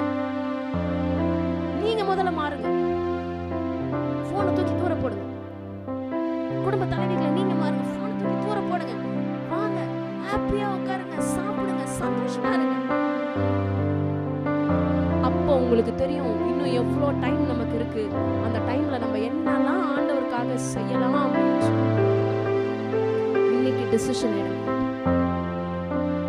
கிச்சன் ஒர்க்கை 2 ஹவர்ஸ்ல முடிக்கலாம். கிச்சன் கிளீனிங்கை 2 ஹவர்ஸ்ல முடிக்கலாம். மீதி நேரம் நம்ம என்ன பண்ண போறோம்? மீதி நேரம் நம்ம என்ன பண்ண போறோம்? யோசிங்க. மார்னிங் டிவோஷனுக்கு வரலாமே, புதன்கிழமை ஜெபத்துக்கு வரலாமே, ஹவுஸ் விசிட் பண்ணலாமே, ஆண்டவரை பத்தி சொல்லலாமே, சர்ச்சுக்கு வந்து ஊழியத்துல ஹெல்ப் பண்ணலாமே. உன்னால முடியும்பா. உன் டைமை பிளான் பண்ணு. நம்ம லைஃப் ஒரு ட்ரையாங்கிள் மாதிரி இருக்கணும். நீங்க 3 இடத்துல தான் இருக்கணும். என்ன அந்த 3 இடம்? உங்களோட வீடு, நீங்க வேலை செய்பவரானால உங்களோட ஆபீஸ், கர்த்தருடைய ஆலயம். இந்த 3 இடத்துக்குள்ள தான் உங்களோட கனெக்ஷன்ஸ் இருக்கணும். அதுதான் சேஃப். அதுதான் சேஃப். எப்பயோ ஒரு முறை உங்களுடைய நண்பர்களை போய் விசிட் பண்றீங்க. Okay, good good, very good. உங்க நண்பர்களுக்கும் ஜீசஸை பத்தி சொல்லுங்க. ஆனா நண்பர்களே உங்களோட வாழ்க்கை கிடையாது. ஞாபகம் வச்சுக்கோங்க. கர்த்தருக்காக நீங்க என்ன செய்றீங்களோ அதுதான் உங்க கூட பரலோகம் வரைக்கும் வரப்போகுது. மறந்துடாதீங்க. திரும்ப திரும்ப நான் சொல்லுகிறேன். இன்றைக்கு ஒப்பு கொடுக்கலாம். இன்றைக்கு ஒப்பு கொடுக்கலாம். கர்த்தர்கிட்ட ஒப்பு கொடுக்கலாம். ஆண்டவரே, என்ன ஒப்பு கொடுக்கிறேன்ப்பா, என்னை ஏற்றுக்கொள்ளுங்க. நானும் என் குடும்பமும் உமக்கு சொந்த. ஆண்டவரே, சொந்தம். என்னை ஒப்பு கொடுக்கிறேன். நான் என்ன மாத்திக்கிறேன். என் குடும்பமும் மாறும் என்று விசுவாசிக்கிறேன்ப்பா. நான் ஒரு ரோல் மாடலா இன்னிலிருந்து மாறுகிறேன்ப்பா. என் டைமை நான் வைஸா பிளான் பண்ணுவேன், கரெக்டா பிளான் பண்ணுவேன். எனக்காக, என் குடும்பத்துக்காக, என் வேலைக்காக, எல்லாவற்றுக்கும் மேல என் ஆண்டவருக்காக என் நேரத்தை ஒதுக்குவேன்ப்பா. என் கரங்கள்ல என்ன ஒப்பு கொடுக்கிறேன். என்னை ஏற்று நீங்க நடத்துங்கப்பா. நான் புத்தி உள்ள ஸ்திரீயா, புத்தி உள்ள புருஷனா என் குடும்பத்தை நடத்த உதவி செய்யப்பா. கரங்கள்ல ஆவி ஆத்மா சரீரத்தை ஒப்பு கொடுத்து ஜெபிக்கிறோம். இயேசுவின் ரத்தம் ஜெயம், இயேசுவின் நாமத்தில் பிதாவே, ஆமென், ஆமென். கடைசி ஆசீர்வாதத்துக்கு நேராக கைகளை விரித்துக் கொள்ளும். ஈவரக்கா அடோனாய் வயீஷ்மரக்கா யா ஏ அடோனாய் பனவ் அல்லக்கா விஹுனக்கா ஈஷா அடோனாய் பனவ் அல்லக்கா வயசம் லக்கா ஷாலோம் வயசம் லக்கா ஷாலோம். கர்த்தர் உன்னை ஆசீர்வதித்து காக்க கடவர். கர்த்தர் தன் முகத்தின் மேல் பிரகாசிக்க பண்ணி உன் மேல் கிருபையா இருக்க கடவர். கர்த்தர் தன் முகத்தை உன் மேல் பிரசன்னமாக்கி உனக்கு சமாதானம் கட்டளையிட கடவர். ஹல்லேலூயா, ஹல்லேலூயா. அர்ச்சனம் என்னும் தலை சிராவை தலையிலே போட்டுக் கொள்கிறோம். செஸ்டில் நீதி என்னும் மார்க்கவசத்தை மார்பிலே தரித்துக் கொள்கிறோம். இடுப்பில் சத்தியம் என்னும் கச்சையை இழையிலே தரித்துக் கொள்கிறோம். காலில் சமாதானத்தின் சுவிசேஷத்திற்கு ஆயத்தம் என்னும் பாதரட்சியை கால்களில் தொடுத்துக் கொள்கிறோம். ரைட் ஹேண்ட் ஆவியின் பட்டயமாகிய வேதவசனத்தை கையில் எடுத்துக் கொள்கிறோம். லெஃப்ட் ஹேண்ட் விசுவாசம் என்னும் கேடயத்தை கையில் எடுத்துக்கொண்டு பொல்லாங்கானவன் நெய்யும் அக்கினி ஆஸ்தாரங்களை அவித்து போடுகிறோம். சொல்லுமா, இயேசுவின் இரத்த கொட்டைகளை நானும் என் குடும்பத்தாரும் என் சபையாரும் என் நண்பர்களும் என் பிள்ளைகளும் சந்தோஷத்தோடு ஆரோக்கியத்தோடு பாதுகாப்போடு நோய் நொடி இல்லாமல் கடன் இல்லாமல் வாழ்வோம். சாத்தானின் கோட்டைகளை தகர்த்து அநேக கோடி ஆத்துமாக்களை இயேசுக்கென்று சொந்தமாக்குவோம். நாங்கள் எங்கள் பிள்ளைகளின் பிள்ளைகளையும் இஸ்ரவேலுக்கு உண்டாகும் சமாதானத்தையும் காண்போம். இயேசுவின் ரத்தம் ஜெயம். இயேசுவின் நாமத்தில் பிதாவே, ஆமென். God bless you. Bless the Lord, oh my soul.